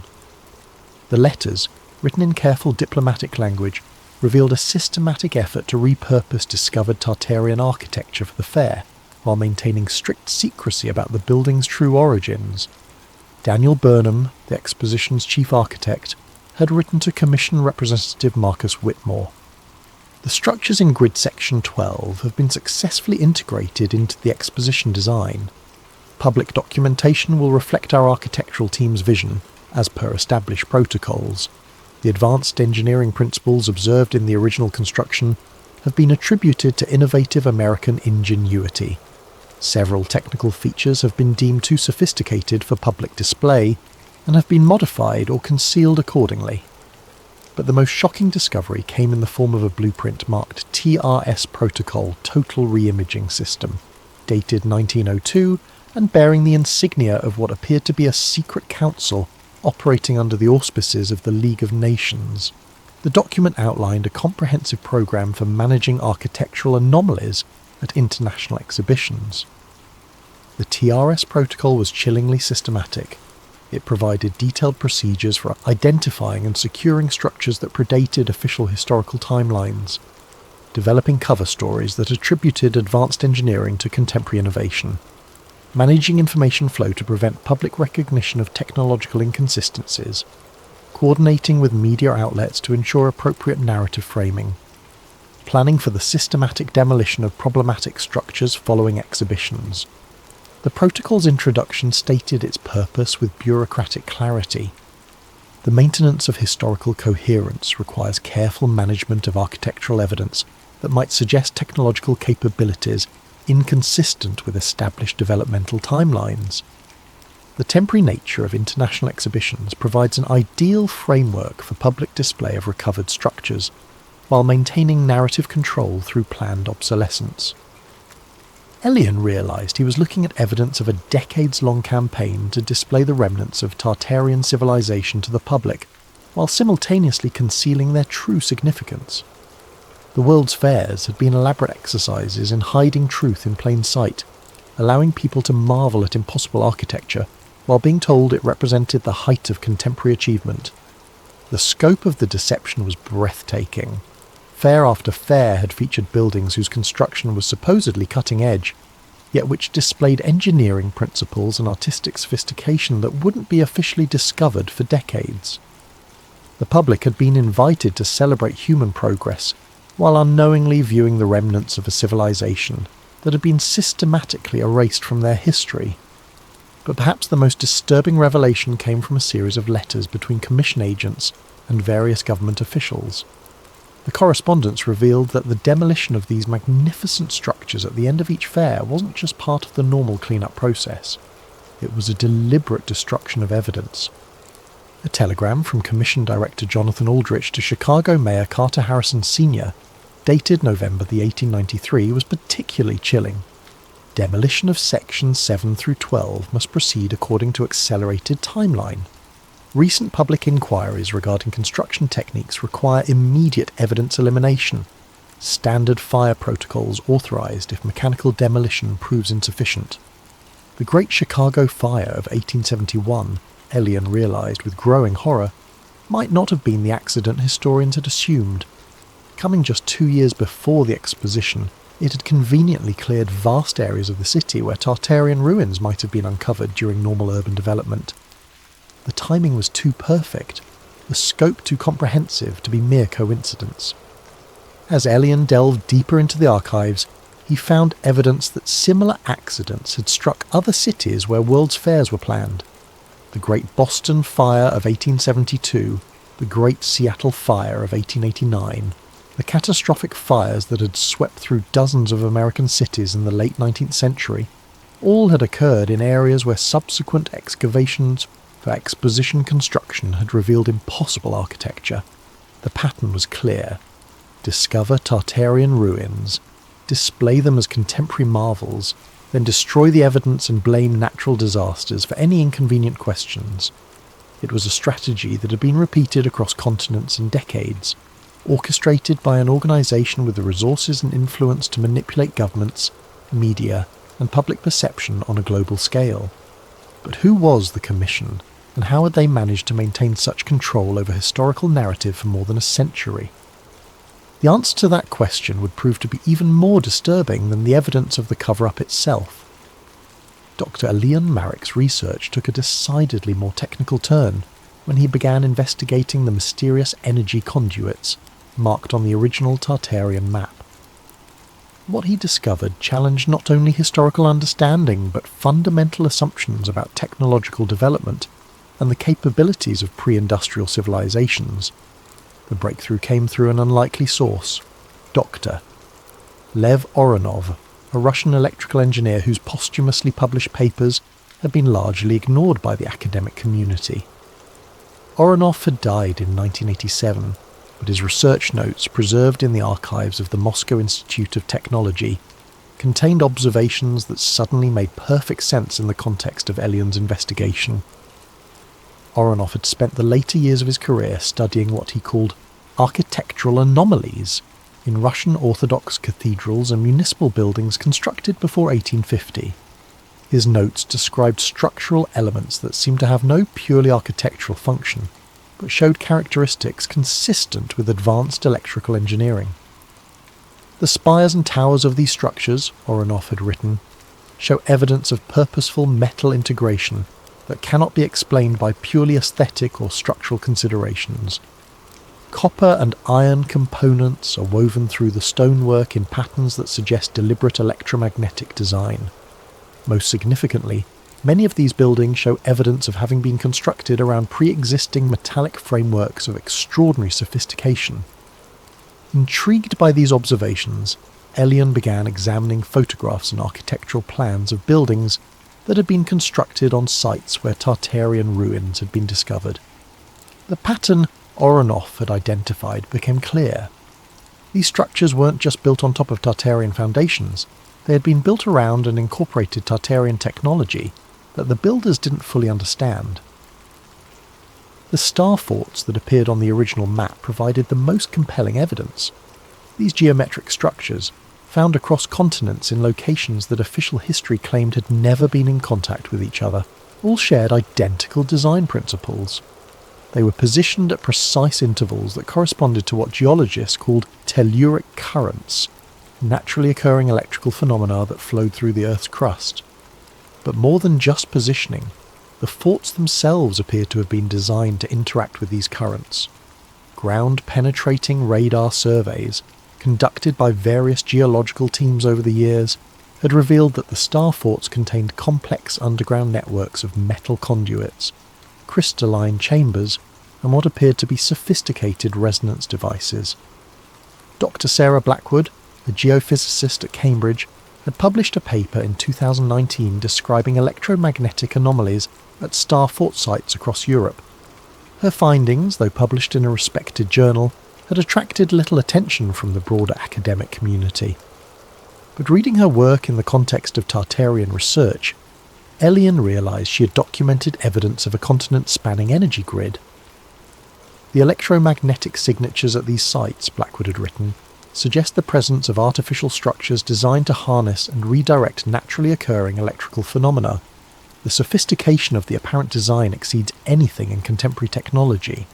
If these structures are indeed human-made, they represent an understanding of electromagnetic principles that we are only beginning to develop. Elian contacted Dr. Blackwood, carefully introducing himself and his research without revealing the full scope of his investigation. Her response was immediate and intriguing. "Dr. Marek, I've been hoping someone would ask these questions. The electromagnetic patterns I've been documenting suggest a coordinated system of unprecedented scope and sophistication. But every time I've tried to publish more detailed findings, I've encountered unusual resistance from both funding agencies and peer reviewers. There are clearly aspects of this phenomenon that some people prefer remain unstudied." Through Blackwood's contacts, Elian gained access to electromagnetic surveys from star fort sites across 3 continents. The data was remarkable. Each fort showed evidence of structures designed to collect, concentrate and transmit electrical energy across vast distances. The network appeared to have been capable of wireless power transmission, on a scale that modern technology was only beginning to approach. But the most extraordinary discovery came when Elian managed to examine one of Oronov's resonator devices in person. The Russian engineer had reportedly recovered several of these artifacts from decommissioned Orthodox cathedrals before his death. One device had ended up in the collection of the Hermitage Museum, catalogued simply as decorative metalwork, origin unknown, approximately 18th century. The object was unlike anything Elian had ever seen. About the size of a large book, it appeared to be made from a single piece of metal that showed no evidence of welding, casting, or any other manufacturing process. The surface was covered with intricate geometric patterns that seemed to shift and flow as he examined them from different angles. Most remarkably, the metal itself seemed to contain multiple elements, in combinations that contemporary metallurgy couldn't reproduce. Dr. Yuki Tanaka, a material scientist at Tokyo University, who agreed to examine photographs and spectroscopic data from the device, was blunt in his assessment. The alloy composition you've documented is impossible, according to our current understanding of metallurgy.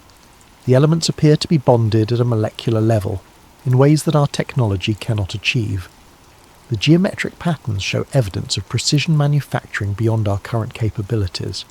This object, if authentic, represents technology that we don't yet understand. But the device's most extraordinary property became apparent when Elion was allowed to observe it during a thunderstorm. As lightning flashed outside the museum, the geometric patterns on the device began to glow with a soft, pulsing light. The effect lasted for several minutes after the storm passed, suggesting the object was somehow storing and releasing electromagnetic energy.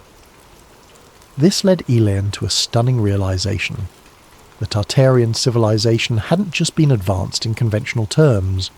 They had developed technology that worked in harmony with natural electromagnetic phenomena, creating a power grid that used the Earth itself as a conductor. The star forts weren't just military installations or administrative centres. They were nodes in a global energy network that had provided power to an entire civilization without the need for fuel, combustion, or the environmental destruction that characterized modern energy production.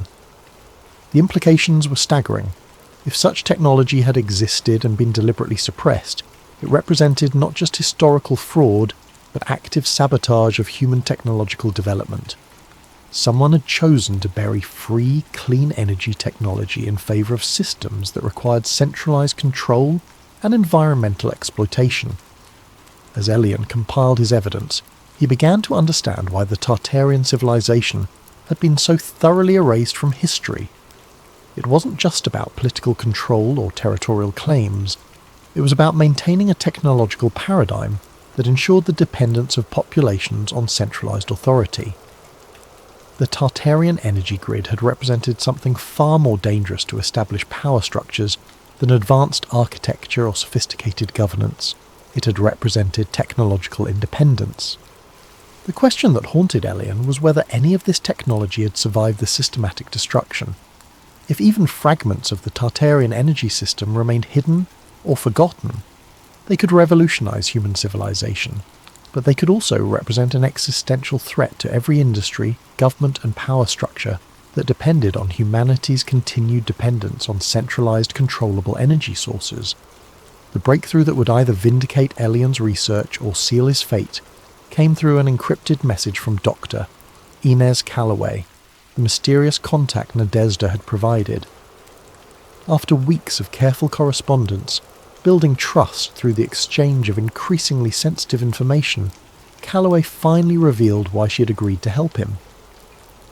"I've been tracking the suppression of Tartarian evidence for 15 years, she wrote. "My father was one of the researchers who disappeared in the 1980s after getting too close to the truth. But I have something that even the Commission doesn't know about: direct access to what might be the last intact Tartarian archive." The archive, according to Calloway, was hidden in a sealed underground chamber beneath the Ural Mountains, designated ARKVY in declassified Soviet documents.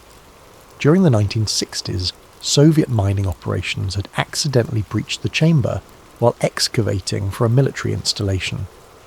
The discovery had been immediately classified at the highest levels, with all evidence of the find buried in bureaucratic secrecy.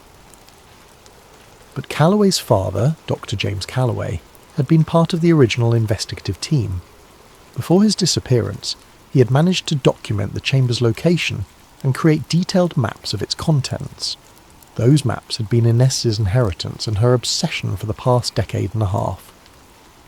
The chamber contains materials that prove everything you've been investigating, her message continued. But more than that, it contains evidence of what really happened to the Tartarian civilization, and who was responsible for its destruction. If you're serious about exposing this conspiracy, Archivo Ice is where we'll find the proof that even they can't deny or suppress. The journey to the Ural Mountains required careful planning and considerable risk. Calloway had connections within the Russian Ministry of Cultural Affairs who could provide legitimate research credentials, but accessing the site would require them to pose as geologists investigating mineral deposits.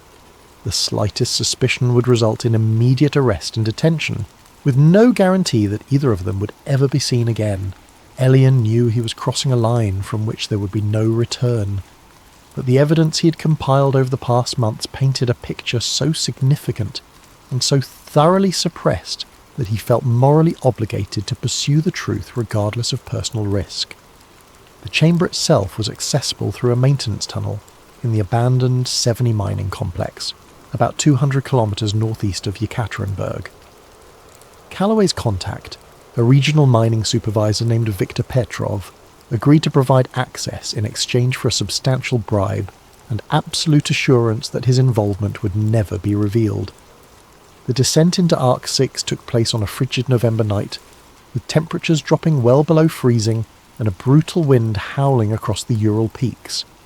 Elian and Calloway, equipped with professional geological equipment to maintain their cover story, followed Petrov through a maze of abandoned tunnels that seemed to burrow endlessly into the mountain's heart. The chamber, when they finally reached it, was unlike anything Elian had imagined.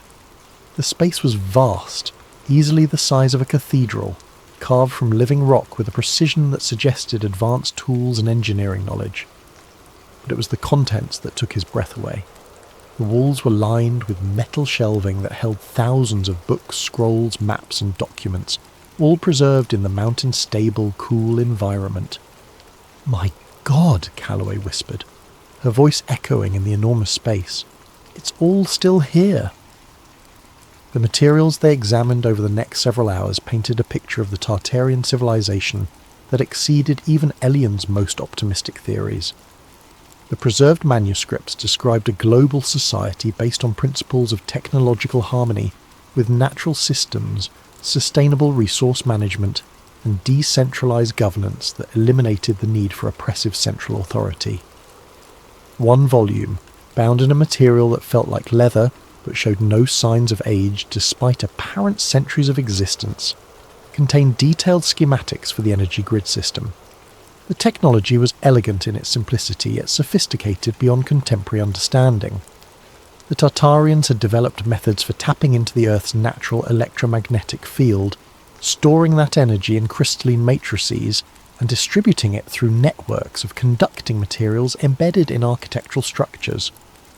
But it was another volume that revealed the true scope of the historical conspiracy they had uncovered. Written in multiple languages and clearly intended as a comprehensive record, it documented the systematic destruction of Tartarian civilization by what the authors called the Coalition of Shadows. The coalition, according to these documents, had been a secret alliance of European royal houses, emerging industrial interests, and religious authorities who had recognized that Tartarian technology and social organization represented an existential threat to their power structures. The decentralized energy grid made populations independent of centralized control. The sustainable resource management eliminated scarcity-based economic manipulation. The distributed governance model made traditional monarchical and religious authority irrelevant. The solution, as documented in chilling detail, had been systematic genocide followed by historical erasure. The mud floods that Elion had researched weren't natural disasters but deliberate attacks using weaponized geological manipulation. The coalition had developed methods for triggering localized liquefaction events that could bury entire cities while leaving surrounding areas untouched. The technology was crude compared to Tartarian engineering, but effective for its intended purpose of destruction.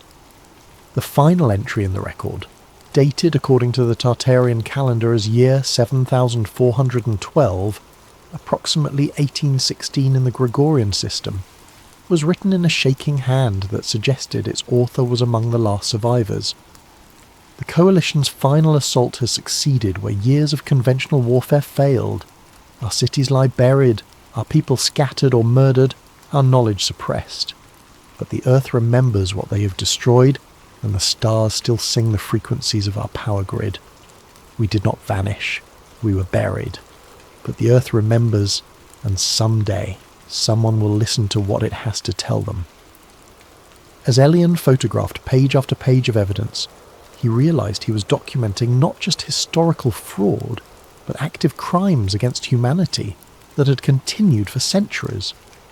The suppression of Tartarian technology had condemned humanity to environmental destruction, economic manipulation, and political oppression that could have been avoided. But as they prepared to leave the chamber, Calloway noticed something that chilled them both. Fresh footprints in the dust near the entrance, prints that hadn't been there when they arrived. "We need to leave," she said quietly. "Now." As they gathered their equipment and documentation, Elion took one last look around the chamber that contained proof of humanity's hidden heritage. Whatever happened next, the truth was finally emerging from centuries of suppression. But as they made their way back through the tunnels toward the surface, both researchers realized that exposing this conspiracy would require more than academic publications or scholarly presentations. They were challenging forces that had successfully hidden the truth for 2 centuries and had eliminated anyone who posed a threat to their control. The race between revelation and suppression was about to begin. The systematic destruction of Dr. Elion Marek's research began within 48 hours of his return from the Ural Mountains. His university access was revoked due to budget restructuring. His research files were corrupted by what IT specialists described as unprecedented system failures. The photographs and documentation from ARKV-OR, despite being stored on multiple encrypted drives, were somehow corrupted or entirely deleted.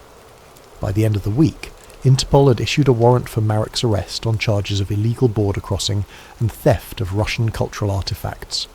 The man who had spent months meticulously documenting the greatest cover-up in human history had become a fugitive from the very forces he had sought to expose.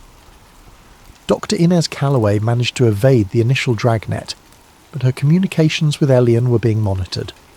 Their last encrypted conversation was brief and desperate. "They're moving faster than we anticipated," she wrote. "The Commission has resources we underestimated, but I've managed to upload fragments of our documentation to distributed servers. Even if they silence us, pieces of the truth will survive." Elion's final message was characteristically defiant. "The evidence is undeniable. Tartaria existed. They destroyed it. They've hidden the truth for 2 centuries, but you can't bury reality forever. Someone will connect the dots." 3 days later, Dr. Elion Marek disappeared. The official story, released simultaneously by Estonian authorities and international law enforcement, was that he had suffered a complete psychological breakdown following academic fraud allegations and had fled to avoid prosecution. His research was described as elaborate fantasy created by a brilliant but disturbed mind-seeking attention through increasingly outlandish claims. Nadezhda Van found her archive access revoked and her pension suspended pending investigation of security breaches. Viktor Petrov, the mining supervisor who had provided access to ARKVI, died in what authorities described as an industrial accident at a construction site 400 kilometers from the Ural Mountains. But Inez Calloway had been true to her word. In the weeks following Elion's disappearance, fragments of their research began appearing on obscure forums, alternative history websites, and conspiracy theory channels. The information was scattered, incomplete, and mixed with enough disinformation to make verification difficult. But for those who knew what to look for, the truth was there. 6 months after Elion's disappearance, a video appeared on a small YouTube channel called Hidden Frequencies. The upload lasted exactly 1 hour before being removed for violation of community guidelines.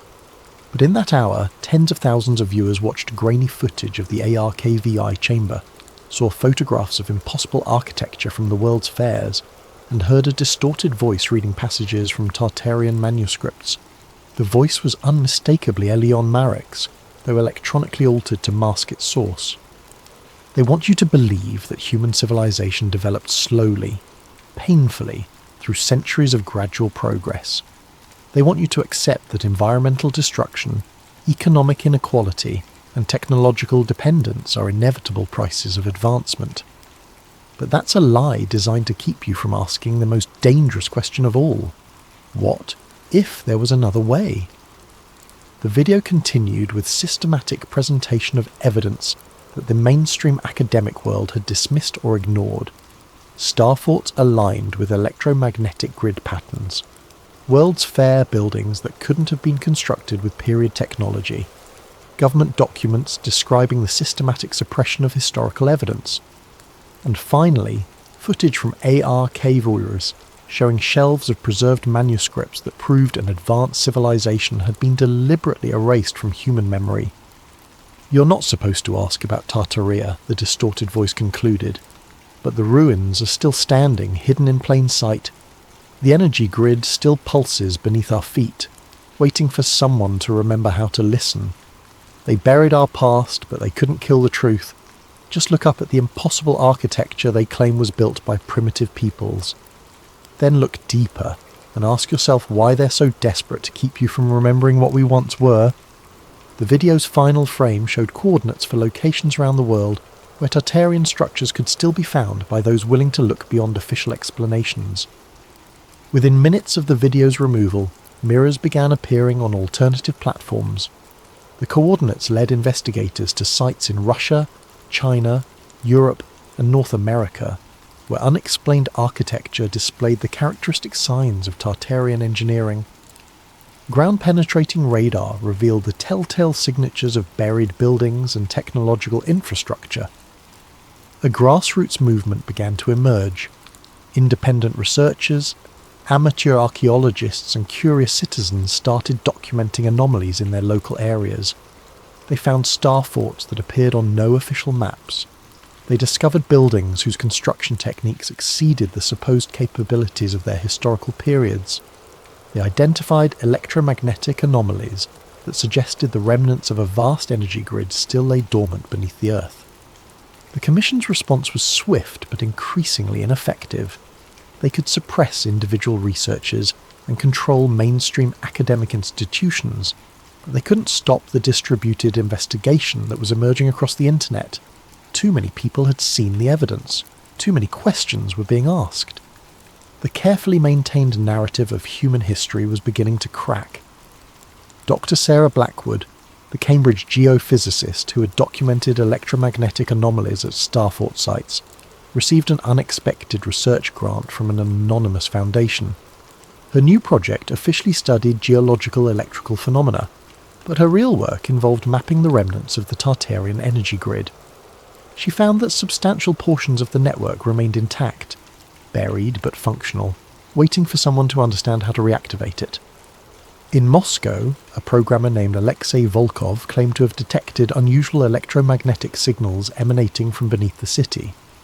The pattern suggested artificial origins and appeared to be concentrated around sites where historical records indicated Tartarian structures had once stood.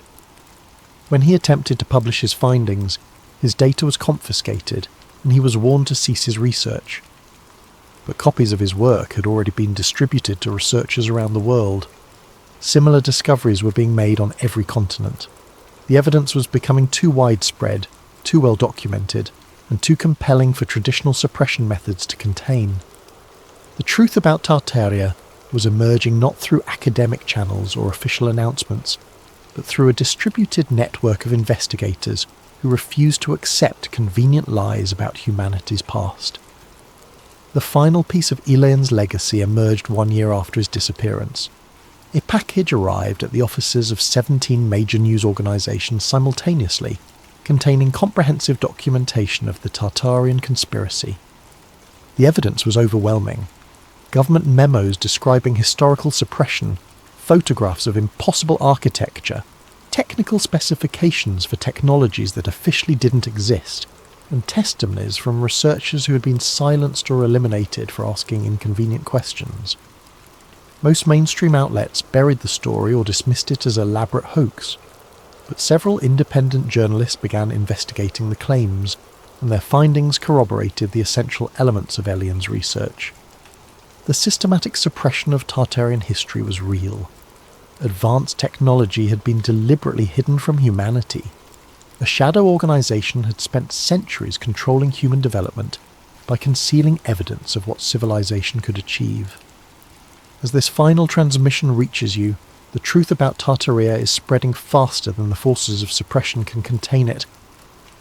Every star fort that gets properly investigated, every World's Fair photograph that gets examined with informed eyes, every electromagnetic anomaly that gets mapped and documented adds another piece to the puzzle that Elian Marek died trying to complete.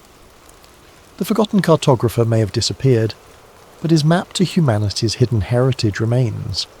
The question now is not whether the truth about Tartaria will emerge, but whether we have the courage to reclaim the technological and social possibilities that were stolen from us 2 centuries ago. The ruins are still standing. The energy grid still pulses beneath our feet. The knowledge still waits in hidden archives for those brave enough to seek it. And somewhere, perhaps, Dr. Elian Marek continues his work, mapping the coordinates of humanity's forgotten future. The Earth remembers. The question is, are you ready to listen?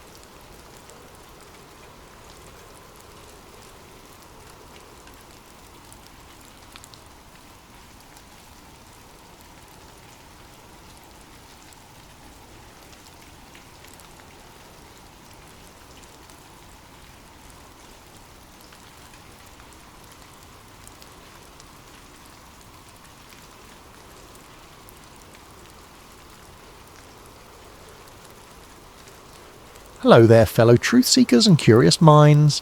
Before we dive into today's chilling tale, I hope you're having a wonderful day wherever you are in this vast world of ours. Thank you for joining us here at Sleep Theories. What time is it where you are? And more importantly, where in this interconnected yet mysterious world are you tuning in from today? But here's what I'm really curious about. What do you think about the conspiracy we're about to explore? Do you believe it's possible that some of our world leaders might not be who they appear to be? Have you ever noticed something just slightly off about a politician's mannerisms or expressions that made you wonder? And speaking of conspiracies that keep you up at night, what theories would you like us to investigate next? Are you drawn to the mysteries of ancient civilizations and their hidden knowledge? The possibility of secret space programs operating beyond public view? The truth behind a missing time phenomena and memory manipulation?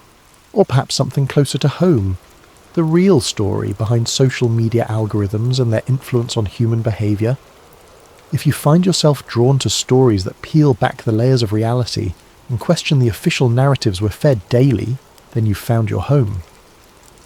Don't forget to subscribe to Sleep Theories and let us know in the comments what conspiracy rabbit holes you'd like us to dive down next. Your suggestions help shape our investigations into the shadows that lurk behind our seemingly ordinary world. Now, settle in as we explore a story that might just change how you look at the faces on your television screen forever. The autumn of 2026 brought an unusual chill to Geneva, Switzerland. freelance photojournalist Wes Rowan had covered enough international summits to know that the real stories rarely happened on stage. They occurred in the spaces between official statements, in the micro-expressions that flashed across faces when leaders thought no one was watching, in the barely perceptible tells that revealed the human beneath the political mask. Wes had built his reputation on capturing these moments.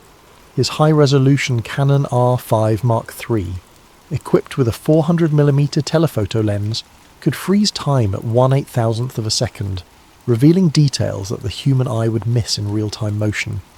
This particular assignment for Reuters seemed routine enough. Document the Global Policy Forum's annual gathering, where G20 leaders would discuss climate initiatives and economic cooperation. The Palais des Nations buzzed with the controlled chaos of international diplomacy. Security personnel moved with practiced efficiency, their earpieces crackling with constant updates. Interpreters shuffled between language booths like musical chairs. And in the centre of it all, the world's most powerful people performed their carefully choreographed dance of handshakes, photo opportunities, and measured statements.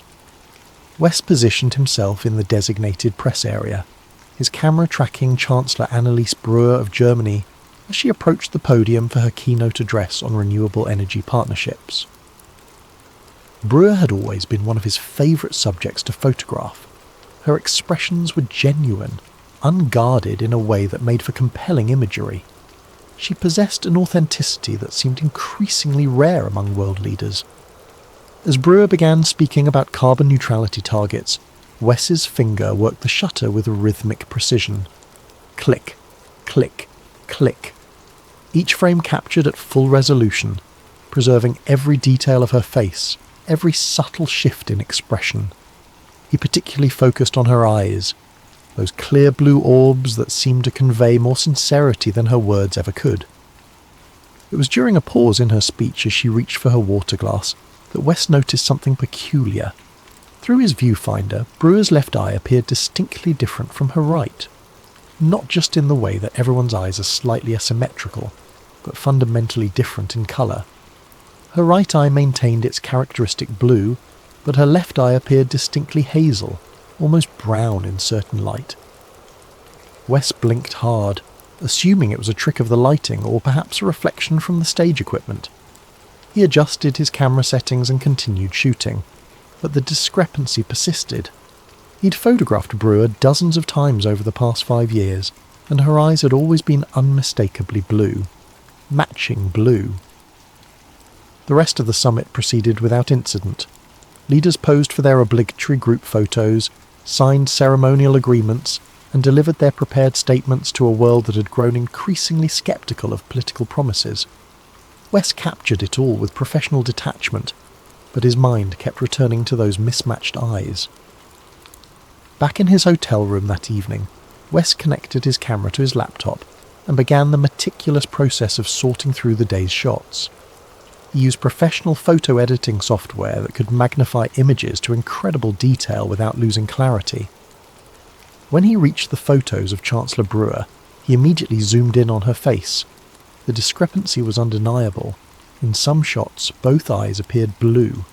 In others, taken mere seconds later, her left eye was distinctly hazel. It wasn't a lighting issue or a digital artifact. The colour was different, as if someone had switched out contact lenses between frames. But that wasn't all. As Wes continued his analysis, he noticed other subtle inconsistencies. The shape of her left earlobe differed slightly between photos. There was a barely perceptible scar above her right eyebrow in some images that was completely absent in others. Most disturbing of all, her facial bone structure seemed to shift subtly, as if her very skull was morphing between shots. Wes had encountered digital manipulation before. It was unfortunately common in political photography. But these weren't the telltale signs of Photoshop work. These were physical inconsistencies in the same person, captured moments apart by the same camera under the same conditions. He pulled up his archive of Breuer photos dating back to 2021. Using facial recognition software typically employed by law enforcement, he ran a comparative analysis. The results were deeply unsettling. The Breuer he had photographed today showed a 4% deviation in facial structure from images taken 5 years earlier. Her voice patterns, when analysed through audio spectrum software, showed a similar variance in pitch and tonal quality. For most people, such changes might be attributable to aging, weight fluctuations, or cosmetic procedures, but 4% was significant, the kind of variation typically seen between siblings, not the same person across a few years. Wes sat back in his hotel chair, staring at the data on his screen. Every instinct told him he was overthinking this, seeing patterns where none existed. But 15 years of investigative photography had taught him to trust his observations, even when they defied logical explanation. He was about to close his laptop and dismiss the whole thing as an exercise in paranoid analysis when his encrypted email chimed with a new message. The sender was listed simply as LK, with no additional identifying information. The subject line read, "You saw it too, didn't you?" The message itself was brief. The Chancellor's eyes, they're not supposed to change. We need to talk. Tomorrow, 3 p.m, Café de la Paix. Come alone. You're not crazy, but you might wish you were. Wes stared at the message for a long time. His first impulse was to delete it. Conspiracy theorists and internet trolls often targeted journalists with wild theories and baseless claims. But something about the timing troubled him. He had uploaded his photos to a secure server, but hadn't shared his observations with anyone. How could a stranger know about his discovery mere hours after he'd made it himself? He checked the metadata on the email. It had been sent through multiple proxy servers, making it virtually untraceable. The technical sophistication required to mask digital footprints to this degree suggested someone with serious resources and expertise. Against his better judgment, Wes found himself typing a response. "How do you know what I saw?" The reply came within minutes. "Because I helped create what you're looking at, and it was never supposed to be this sloppy. 3 p.m. tomorrow. Your life depends on this conversation." Wes closed his laptop and walked to the hotel window, gazing out at the lights of Geneva reflecting off Lake Geneva. The city looked peaceful, normal, ordinary. But something fundamental had shifted in his understanding of the world. The faces he had spent his career documenting, the leaders he had assumed were simply flawed human beings playing political games, might be something else entirely. He thought about all the photos he had taken over the years, all the subtle inconsistencies he had dismissed as tricks of light or digital compression. How many times had he photographed someone who wasn't quite who they appeared to be? As he prepared for bed, Wes made a decision that would irrevocably alter the course of his life. He would attend the meeting tomorrow. He would listen to what this mysterious LK had to say, and he would follow the evidence wherever it led, no matter how impossible it might seem. Outside his window, Geneva slept peacefully, unaware that one freelance photographer had stumbled upon a truth that could reshape humanity's understanding of power, identity, and the very nature of reality itself. Café de la Paix occupied a corner building in Geneva's old town, its outdoor seating area offering excellent views of the surrounding streets, and more importantly, multiple escape routes. Wes arrived 15 minutes early, selecting a table that provided clear sightlines while keeping his back to a solid wall. Years of working in conflict zones had ingrained certain survival habits that proved useful even in Switzerland's refined diplomatic district. At exactly 3 p.m, a man approached his table with the casual confidence of someone who had been watching him for some time. He was approximately 40 years old, with prematurely grey hair and the kind of deep-set wrinkles around his eyes that suggested long hours staring at computer screens. His clothes were expensive but understated, the uniform of someone who preferred to blend into wealthy crowds. "Wes Rowan," the man said, extending his hand. "I'm Lucien Keir. Thank you for coming."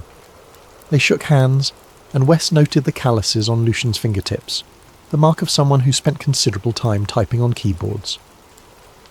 "How did you know about my photos?" Lucien smiled grimly as he took a seat. "Because I've been monitoring facial recognition anomalies in political figures for the past 3 years. Your Chancellor Brewer discovery triggered one of my automated alert systems. Monitoring how, exactly? I used to work for a company called Meridian Dynamics, Officially, we provided biometric security solutions for government contractors. Unofficially, we were involved in something much more sophisticated. Lucian paused to scan the surrounding area, a habit that Wes recognised from his own work in sensitive environments. "Have you ever heard of Project EIDOLON? Wes shook his head. Eidolon was a joint initiative between Meridian Dynamics, the National Reconnaissance Office, and several private defence contractors whose names you'd recognise if I mentioned them. The project's stated goal was to develop advanced biometric identification systems for national security purposes. The real goal was something far more ambitious and terrifying. Lucian reached into his jacket and withdrew a small tablet computer. He swiped through several screens before turning it toward Wes. The display showed what appeared to be a laboratory environment, with sophisticated medical equipment and large cylindrical containers filled with an amber-coloured liquid. This is Facility 7, located approximately 60 kilometres outside of Prague. It was one of 12 locations worldwide where Project EIDOLON conducted its primary research. Lucian swiped to the next image, showing what looked like a hospital room with a single bed surrounded by monitoring equipment. The project's objective was to create what they called programmable humanoid stand-ins, using rapid aging clone technology seeded with predictive AI logic. "Clones," Wes said, his voice barely above a whisper. Not clones in the science fiction sense. These were genetically modified organisms designed to perfectly replicate specific individuals. But unlike natural clones, which would age normally and develop their own personalities, these subjects could be artificially aged to match their targets, and programmed with specific behavioural patterns, memories, and speech characteristics. Lucian showed him another image, a document titled Mirror Protocol Phase 3 Implementation Guidelines. The text was heavily redacted, but several phrases were clearly visible. Subject replacement protocols, memory integration procedures, and termination and disposal of original assets. Mirror Protocol was the operational framework for deploying these replacements, Lucian explained. The theory was that certain world leaders and public figures had become too unpredictable, too independent in their decision-making. Clone replacements would be easier to manage, completely loyal to their handlers, and could be asset or replaced if they malfunctioned or became compromised. Wes studied the documents, his journalist's mind automatically cataloguing questions and inconsistencies. This is impossible. The technology doesn't exist for this kind of genetic manipulation. That's what I thought too, until I saw it working. Lucian swiped to a video file. This footage was recorded at Facility 7 in late 2024. Watch carefully. The video showed a sterile laboratory environment where technicians in hazmat suits worked around several large containment units. Inside the units, Wes could see what appeared to be human forms, suspended in some kind of liquid medium. As the camera moved closer, he realised with horror that the forms were perfect duplicates of recognisable political figures. The technology exists, Wes. It's been operational for nearly 5 years. Meridian Dynamics cracked the rapid aging problem by manipulating telomerase activity and growth hormone production. A clone could be aged from embryo to physical maturity in approximately 18 months. The memory and personality programming took another 6 months. But how do you program memories into a human brain? The same way you program anything else, through repetition, conditioning, and neural pathway manipulation. The subjects undergo intensive psychological conditioning using a combination of drugs, electromagnetic stimulation, and virtual reality immersion. By the time the process is complete, they genuinely believe they are the person they're designed to replace. Lucian showed him a series of audio files labelled with dates and subject codes. These are recorded sessions from the programming phase. Listen to this one. It's from a subject designated as Brewer V3.6. The audio quality was clinical, sterile. A woman's voice, unmistakably Chancellor Brewer's voice, repeated biographical information with mechanical precision. I was born in Hamburg on March the 15th, 1971. My father was a mechanical engineer. I studied political science at the University of Munich. I met my husband Klaus at a student demonstration in 1993. Subject stabilized after memory rewrite, a technician's voice noted in the background. Personality matrix integration at 94% effectiveness. Recommend advancement to final phase. Wes felt sick. How many people are we talking about? The active replacement list contains 47 individuals across 12 countries, world leaders, key legislators, influential business figures, and select media personalities. Anyone whose decisions significantly impact global policy or public opinion. Where are the original? Lucian's expression darkened. Terminated and disposed of according to protocol guidelines. The replacement process requires the elimination of the original to prevent detection or interference. They sat in silence for several minutes, the weight of the revelations settling between them like a physical presence. Around them, Geneva continued its peaceful afternoon routine. Couples walking hand in hand, tourists consulting their guidebooks, business people conducting meetings over coffee. The normalcy of it all seemed surreal given what they were discussing. "Why are you telling me this?" Wes finally asked. "Because the program was supposed to end in 2025. Instead, it's expanding. They're developing new generations of replacements with enhanced capabilities, better memory integration, more sophisticated behavioral programming, built-in loyalty protocols that make them literally incapable of acting against their handlers' interests." Lucian leaned forward, lowering his voice. "I left Meridian Dynamics when I realized what we were really creating.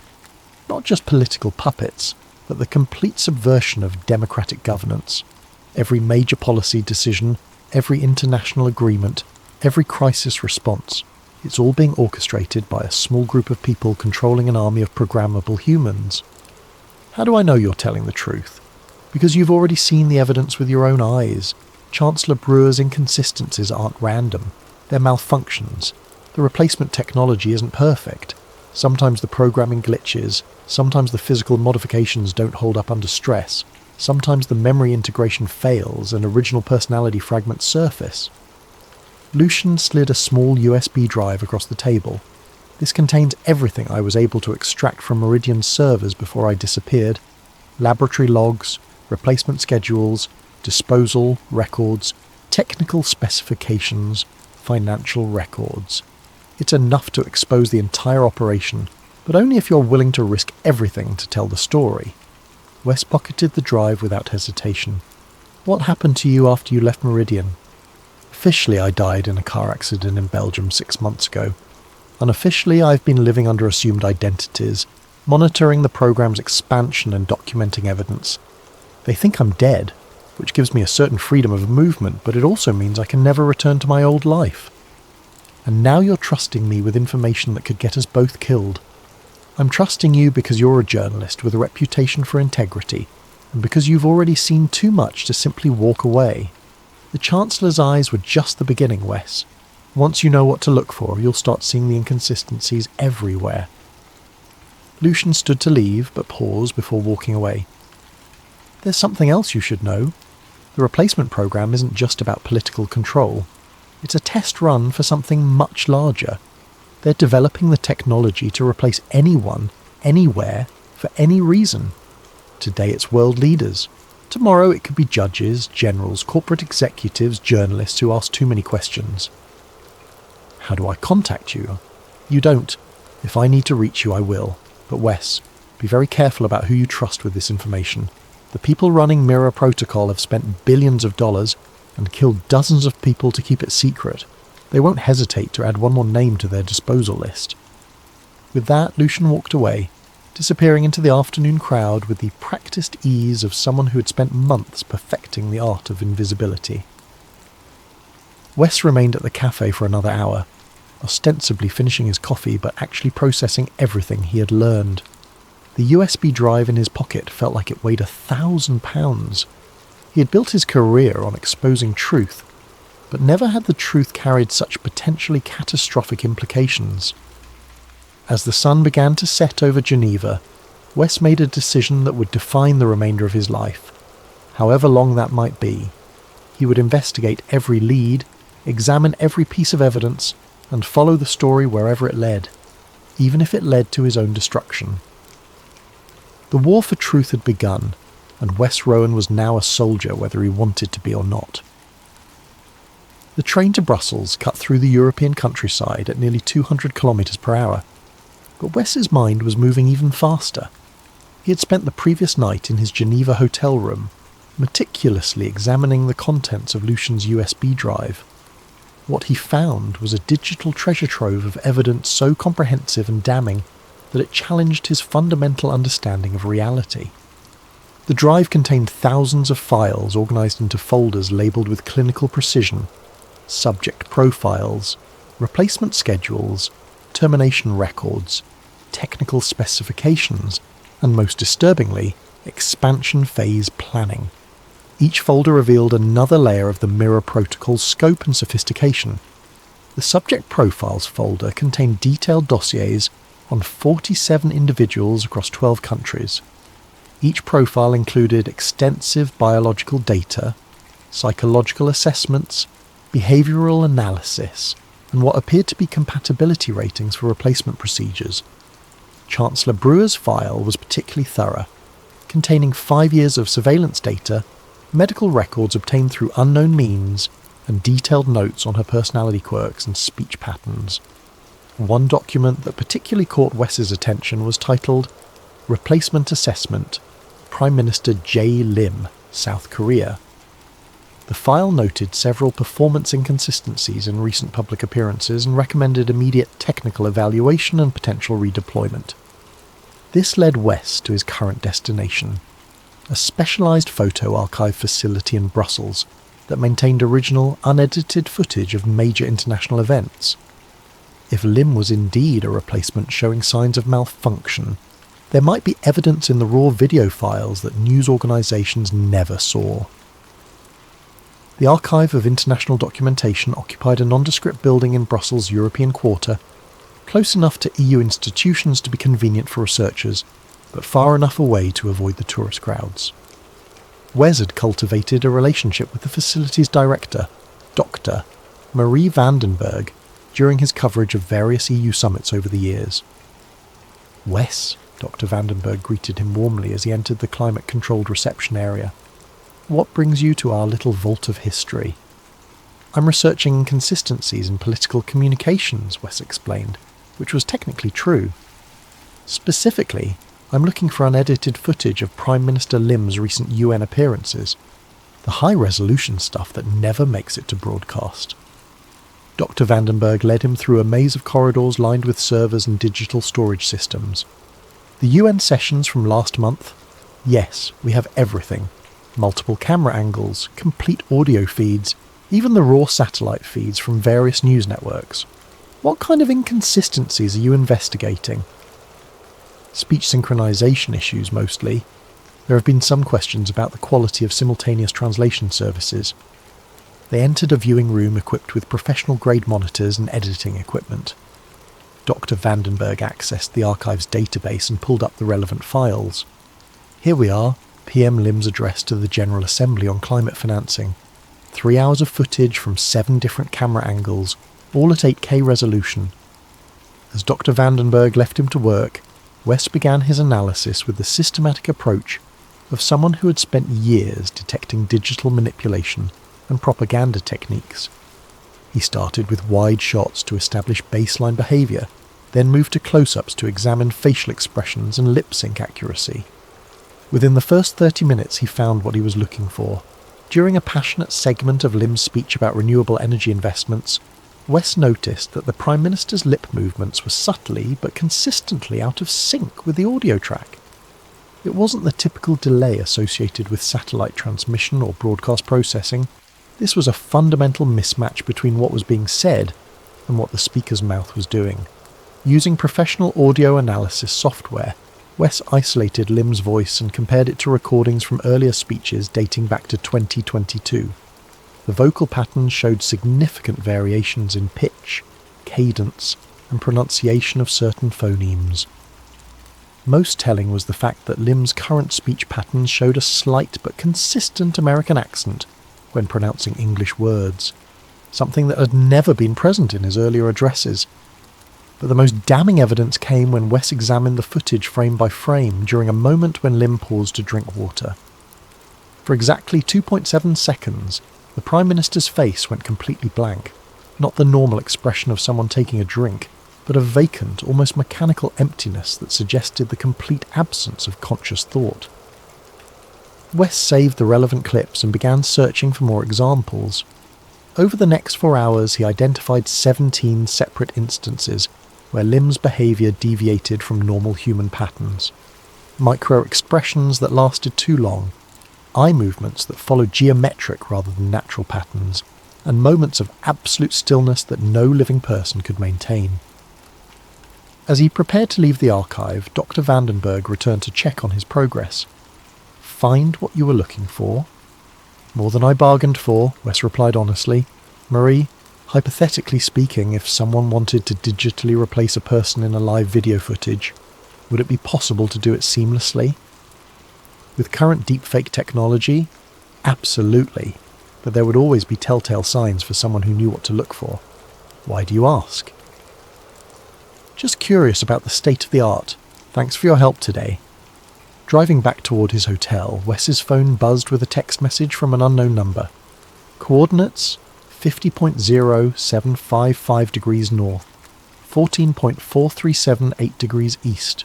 Facility closed. 2024. Cold storage remains active. Come alone after midnight. LK. Wes pulled over and entered the coordinates into his GPS. The location was outside Prague, approximately 400 kilometres from his current position. According to Lucian's files, this was the site of Facility 7, one of the primary Mirror Protocol research installations. The 6-hour drive to Prague gave Wes time to process what he was stepping into. He was no longer simply investigating a story. He was gathering evidence of what might be the most significant conspiracy in human history. If Lucian's information was accurate, dozens of world leaders were artificial constructs, programmed puppets dancing to the whims of shadowy controllers. He arrived in Prague as the city's ancient spires caught the last light of sunset. The coordinates led him to an industrial area on the city's outskirts, where abandoned factories and research facilities dotted the landscape like the ruins of some failed utopia. Facility 7 had once been a legitimate pharmaceutical research centre, according to the faded signage at its entrance. Now it stood empty, its windows dark and its parking lot cracked with weeds growing through the asphalt. But as Wes approached the main building, he noticed that while the facility appeared abandoned, the electrical infrastructure was still active. Power lines hummed with current, and several outbuildings showed signs of recent maintenance. At exactly midnight, Lucian emerged from the shadows near the facility's rear entrance. He looked tired, older than he had just 2 days earlier in Geneva. "You came?" "Your information checks out. Lim is definitely not what he appears to be." "I know. I helped design the behavioural algorithms they used to program him." Lucian produced a set of keys from his jacket. "The main facility was shuttered when Mirror Protocol went dark after my defection, but the cold storage units are still operational. The backup generators and refrigeration systems are automated." They entered through a service door that led into what had once been the facility's administrative wing. Emergency lighting cast eerie shadows as they moved through corridors lined with empty offices and abandoned laboratories. The air smelled of industrial disinfectant and something else, something organic and unsettling. "The storage area is in the basement level," Lucian explained as they descended a staircase that seemed to lead directly into the earth. "When a replacement malfunctions or reaches the end of its operational lifespan, the subjects are terminated and stored here pending disposal. The evidence would have been destroyed, but the facility shutdown happened too quickly." The basement was a different world entirely. Unlike the abandoned offices above, this area was clearly still operational. Fluorescent lights hummed to life as motion sensors detected their presence. The walls were lined with what appeared to be oversized morgue drawers, each marked with alphanumeric codes. "This is what I wanted you to see," Lucian said, approaching one of the storage units. "These are the subjects that didn't make it through the final phase of programming, or were replaced by newer versions." He opened a drawer labelled Brewervis 2.3 and pulled out the sliding tray within. Wes found himself staring at what appeared to be Chancellor Anneliese Brewer, perfectly preserved but obviously deceased. The body was identical to the woman he had photographed just days earlier, but there were subtle differences. The facial bone structure was slightly different, and most notably, both eyes were distinctly brown rather than blue. This was the second iteration of the Brewer replacement, Lucian explained clinically. Terminated when version 3.6 proved more stable. You photographed version 4.1 at the Geneva summit. They moved to another drawer marked LIM-V1.8. Inside was Prime Minister J. Lim, or rather, a perfect physical duplicate that showed slight variations in facial structure from the current version. The most disturbing detail was a series of small surgical scars along the scalp, evidence of the neural interface procedures used to install the behavioural programming. How many are stored here? 43 subjects representing 12 different target individuals. Some are failed prototypes, others are previous versions that were replaced when the technology improved. Lucian opened several more drawers, revealing a collection of what appeared to be world leaders, all obviously deceased but perfectly preserved. In the corner of the storage area, Wes noticed a workstation with several monitors still displaying active data streams. What's that? Remote monitoring system for active replacements. Each subject has embedded biometric sensors that transmit vital signs, location data, and basic behavioural metrics back to the control centres. Wes examined the screens, which showed real-time data for dozens of individuals around the world. Heart rates, blood pressure, stress indicators, and location coordinates updated continuously. One screen showed Chancellor Brewer's current status. Subject stable. No anomalies detected. Next scheduled maintenance, 72 hours. Maintenance? The replacements require regular biochemical adjustments to maintain stability. The rapid aging process creates ongoing metabolic issues that have to be managed through drug therapy and minor surgical procedures. Most subjects have operational lifespan of approximately 3 to 4 years before they require complete replacement.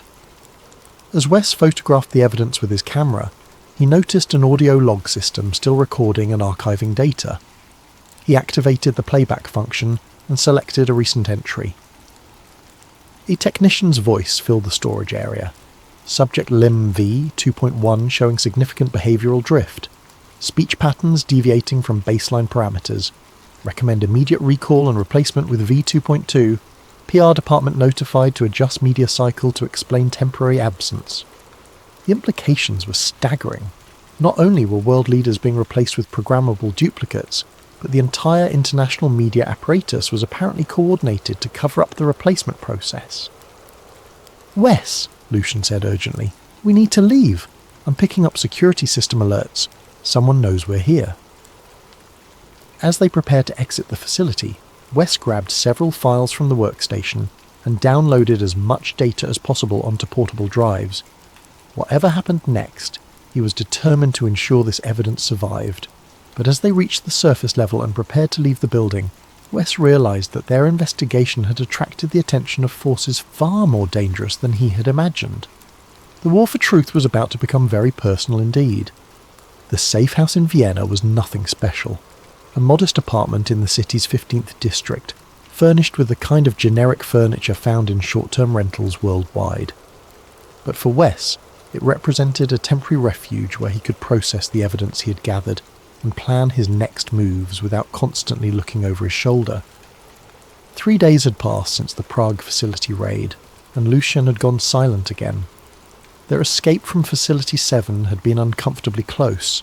Security vehicles had arrived just minutes after they left the building, suggesting that their presence had triggered automated monitoring systems.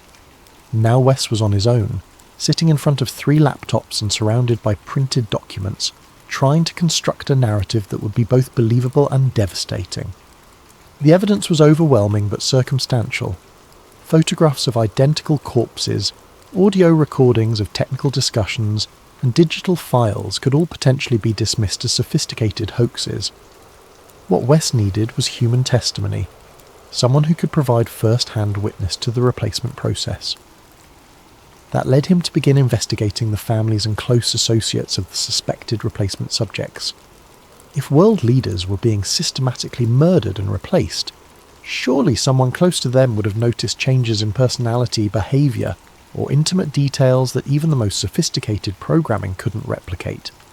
His first breakthrough came through social media analysis. While researching Chancellor Brewer's family connections, West discovered that her husband Klaus had dramatically reduced his public appearances over the past 2 years. More significantly, several family friends had posted social media comments expressing concern about Klaus's withdrawal and his apparent estrangement from his wife. Further investigation revealed that Klaus Brewer had quietly resigned from his position as a university engineering professor and was now living in relative isolation at the family's vacation home in Bavaria. Official statements attributed this to his desire for privacy and his wife's demanding political schedule, but the pattern was consistent with what West was beginning to recognise as the aftermath of a replacement operation. The most promising lead came from his research into British Chancellor David Drax, who according to Lucian's files had been replaced in early 2017. Unlike other targets, Drax had been married, and his wife Eloise had maintained a relatively public profile through her charitable work. But in late 2017, she had abruptly withdrawn from all public activities and had been rarely seen since. Property records showed that Eloise Drax now lived alone in a cottage in the Cotswolds, far from London's political circles. More intriguingly, medical records that Wes obtained through questionable means indicated that she had been treated for severe depression and anxiety beginning in late 2017, just months after her husband's alleged replacement. Wes decided that Eloise Drax represented his best opportunity to obtain first-hand testimony about the replacement process. If anyone would have noticed fundamental changes in a replaced individual's personality and behaviour, it would be a spouse who had lived with them for decades. The journey to the Cotswolds took West through some of England's most picturesque countryside, but he barely noticed the rolling hills and historic villages. His mind was focused on the conversation ahead and the questions he needed to ask without revealing too much about what he already knew. Eloise Drax's cottage was exactly what one might expect from a retired politician's wife seeking solitude, a centuries-old stone building surrounded by carefully maintained gardens, far enough from the main road to ensure privacy, but not so remote as to feel isolated. Wes parked his rental car and approached the front door with the mixture of professional confidence and human empathy that had served him well during difficult interviews throughout his career. The woman who answered the door bore little resemblance to the polished political spouse who had once accompanied Chancellor Drax to state dinners and international summits. Eloise Drax appeared to be in her early 60s, with prematurely grey hair and the kind of deep exhaustion that suggested years of troubled sleep. But her eyes were alert and intelligent, and when she looked at Wes he sensed immediate recognition, despite never having met her before. "You're a journalist," she said, not a question, but a statement of fact. "Yes, ma'am. Wes Rowan, freelance photojournalist. I was hoping to speak with you about your husband." "My husband died in 2017, she replied matter-of-factly. "The man who currently holds his position is not him." The directness of her statement caught Wes off guard. He had prepared for denial, confusion, or the need to carefully guide the conversation toward his hypothesis. Instead, Eloise Drax had immediately confirmed his suspicions with devastating clarity. "May I come in? I think we have a great deal to discuss." Eloise led him into a sitting room that was comfortable but showed signs of a life lived in careful isolation. Books were stacked everywhere, newspapers were scattered across tables, and the general atmosphere suggested someone who spent most of her time alone with her thoughts. "I haven't spoken about this to anyone," she began as they settled into chairs near a window overlooking the garden. "Who would believe me? My husband's colleagues, his friends, his political allies. They all interact with him regularly and notice nothing unusual. But I lived with David for 32 years. I knew every gesture, every habit, every unconscious behaviour that made him who he was." She paused, staring out at the garden where autumn leaves drifted slowly to the ground. "The man who came home from his diplomatic trip to Prague in November 2017 looked exactly like my husband. He had David's voice, his memories, even his political opinions, but he never blinked the same way." "What do you mean?" "David had a nervous habit. He would blink 3 times rapidly when he was thinking deeply about a problem. He'd done it since university. The man who replaced him blinks normally, like anyone else. He also stopped humming in the shower, forgot our private jokes, and never again woke up naturally at 5:47 a.m, which David had done for decades without an alarm. Eloise walked to a bookshelf and retrieved a photo album. Look at these pictures from before and after November 2017. The facial structure is identical, but the expressions are subtly different. The way he holds his shoulders, the angle of his head when he listens. It's all wrong by just a few degrees. Wes examined the photographs with his trained eye for detail. The differences were subtle but undeniable once pointed out. The man in recent photos looked like David Drax, but carried himself with a slightly different posture, smiled with a marginally different curve to his mouth. How did you cope with this realization? Poorly. I confronted him about the changes in early 2018. He dismissed my concerns as stress-related paranoia and suggested I seek professional help.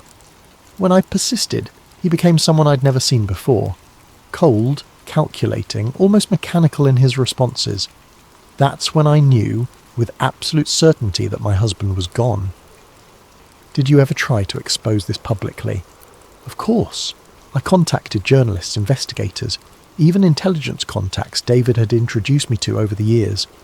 They all thought I was having a psychological breakdown brought on by the pressures of political life. The more I insisted, the more convinced they became that I needed psychiatric intervention. Eloise showed him medical records documenting her treatment for what doctors had diagnosed as delusional disorder and severe depression. They weren't entirely wrong about the depression. Losing your husband while watching a stranger live in his place will do that to you. What convinced you to withdraw from public life? In late 2018, I received a visit from 2 men who claimed to be from a government mental health oversight committee. They suggested that continued public statements about my husband's condition might require involuntary psychiatric evaluation for my own safety and the safety of others. They were very polite, very professional, and absolutely terrifying. Wes spent 3 hours with Eloise Drax, documenting her observations and collecting evidence of the personality changes she had witnessed. Her testimony was compelling, but would be easily dismissed by skeptics as the delusions of a grieving wife unable to accept changes in her husband's behaviour. As he prepared to leave, Eloise asked him a question that would haunt him for days to come. "Mr. Rowan, how do you know that you yourself are real? If they can replace world leaders so perfectly that even close colleagues don't notice, how can any of us be certain of our own authenticity?" The question Eloise Drax had posed lingered in Wes's mind as he returned to Vienna. Over the following weeks, he threw himself into compiling his evidence, cross-referencing Lucian's data with his own observations and building what he hoped would be an unassailable case for the existence of the Mirror Protocol. But strange things began happening. Small at first. He would wake up in his hotel room with no memory of the previous evening. His laptop moved to a different position on the desk. Notes he had written in margins of documents appearing in handwriting that looked like his but felt unfamiliar. The memory gaps became more frequent and more disturbing. He would find himself in Prague with no recollection of travelling there. Hotel receipts in his wallet for places he didn't remember visiting. Photographs on his camera of locations he had no memory of seeing. Most alarming was the discovery of audio recordings on his phone, conversations with sources he didn't remember meeting, discussing details about the Mirror Protocol that he hadn't known before. In these recordings, his own voice discussed technical aspects of the cloning process with the casual familiarity of someone who had intimate knowledge of the procedures. Desperate for answers, Wes decided to break into one of the active Mirror Protocol facilities that Lucian had identified. The coordinates led him to an isolated server farm in Iceland, where the frozen Arctic air provided natural cooling for the massive computational infrastructure required to monitor and control dozens of active replacements worldwide. The facility's security was sophisticated but not impenetrable for someone with Wes's experience in accessing restricted areas. He spent 2 days observing the facility's routines before identifying a window of opportunity during a shift change. Inside, he found a technological marvel that defied his understanding of current capabilities. Banks of quantum computers processed real-time behavioral data from subjects around the world, while advanced AI systems generated personality adjustments and response protocols that were transmitted to the replacements through encrypted satellite networks. But it was in the facility's central monitoring room that Wes made a discovery that shattered his understanding of reality itself. On the main display screen, he found a live feed labelled Reset Victor 7. The image showed a sterile white room containing sophisticated medical equipment and a single hospital bed. On that bed, connected to an array of neural interface cables and monitoring devices, was himself. The man on the screen was identical to Wes in every detail, but his eyes were vacant, staring at nothing while his lips moved in silent repetition of phrases that appeared as text on adjacent monitors. Chancellor Brewer's Behavioural Matrix Nominal. Prime Minister Lim requires personality adjustment. Replacement Protocol 77 Alpha ready for deployment. As Wes watched in horror, a technician entered the room and began making adjustments to the neural interface equipment. The man on the screen, who looked exactly like Wes, began speaking in different languages, mimicking the speech patterns and mannerisms of various world leaders with perfect precision. A data file on the monitoring system provided the final devastating truth. Clone Victor 7 stable. Press cycle mimic operational since March 2024. Original subject terminated February 2024, following discovery of mirror protocol evidence. Current deployment. Investigative journalist cover identity for protocol security assessment. The real Wes Rowan had died more than a year ago. The man conducting this investigation, compiling evidence, and seeking to expose the mirror protocol was himself a replacement. A sophisticated clone programmed to believe he was an investigative journalist, while actually serving as a security assessment tool for the very conspiracy he thought he was exposing. Every lead he had followed, every source he had contacted, every piece of evidence he had gathered, it was all part of an elaborate test to identify weaknesses in the mirror protocol security and to develop countermeasures against potential future exposure attempts. The memory gaps, the unfamiliar handwriting, the knowledge he shouldn't have possessed. These weren't signs of mental breakdown, but evidence of his artificial nature. His programming occasionally glitched, allowing his true purpose to surface before being suppressed by behavioural control systems. Standing in the monitoring room, staring at his own artificial body connected to machines that defined his very existence, the clone that believed itself to be Wes Rowan faced a choice that would determine not only his fate, but potentially the future of human autonomy itself. The clone designated Victor 7 spent his final hours in a state of crystalline clarity that his programming had never anticipated. The discovery of his artificial nature had somehow triggered a cascade failure in his behavioural control systems, allowing him to think and act with unprecedented independence. He understood now that his entire investigation had been orchestrated. Lucian Keir was likely another artificial construct, programmed to provide carefully curated information that would test the protocol's security measures. The evidence he had gathered was real, but it had been allowed to exist as bait for genuine threats to the operation. But the programmers had made a critical error in creating a clone capable of sophisticated investigative work.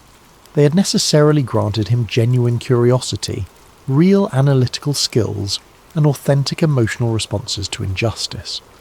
These qualities, essential for his cover identity, had evolved beyond their intended parameters. The clone Wes made his way to an abandoned broadcast facility in the Icelandic wilderness, a relic from the early days of transatlantic communication that still maintained functional transmission equipment. Using skills he wasn't supposed to possess, he connected the facility's transmitters to satellite networks and social media platforms worldwide. At exactly midnight GMT, as the world slept unaware of the artificial nature of many of their leaders, Victor 7 began his final transmission.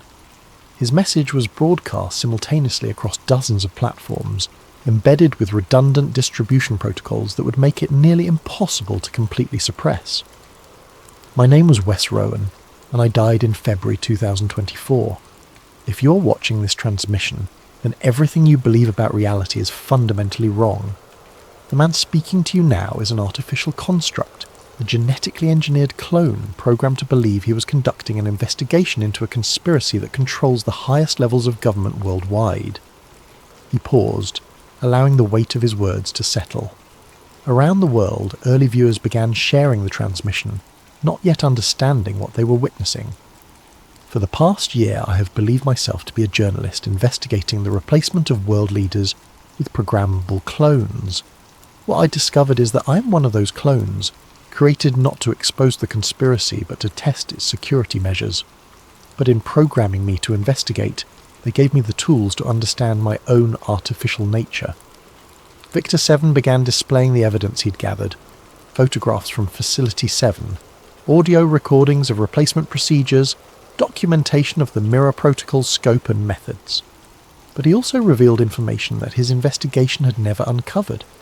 The names of the corporations funding the project, the government officials who had authorised it, and the complete list of replaced individuals. Chancellor Annalise Breuer, Prime Minister Jay Lim, President Michael Harrison, Secretary General Maria Santos. These are not the people you elected or appointed to represent you. They are artificial constructs programmed to serve interests that have nothing to do with the welfare of the human beings they claim to represent. As he spoke, automated systems around the world began attempting to trace and terminate his broadcast. But Victor 7 had spent weeks preparing for this moment, embedding his transmission within seemingly legitimate data streams and routing it through networks that would require hours to fully shut down. The technology to create perfect human replicas exists today.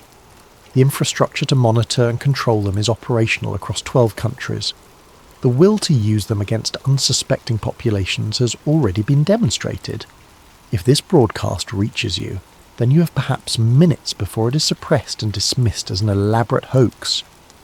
Victor 7 paused, looking directly into the camera, with eyes that held more humanity than many of the original humans he was designed to replicate. Question the smiles that seem too perfect. Count the blinks that follow mathematical rather than natural patterns. Notice when familiar voices carry unfamiliar accents. Trust your instincts when someone you've known for years suddenly seems subtly wrong in ways you can't quite define. The transmission began cutting out as security systems finally located and severed his connections. But Victor 7 had one final message, the most important revelation of all. They made one critical error in creating me.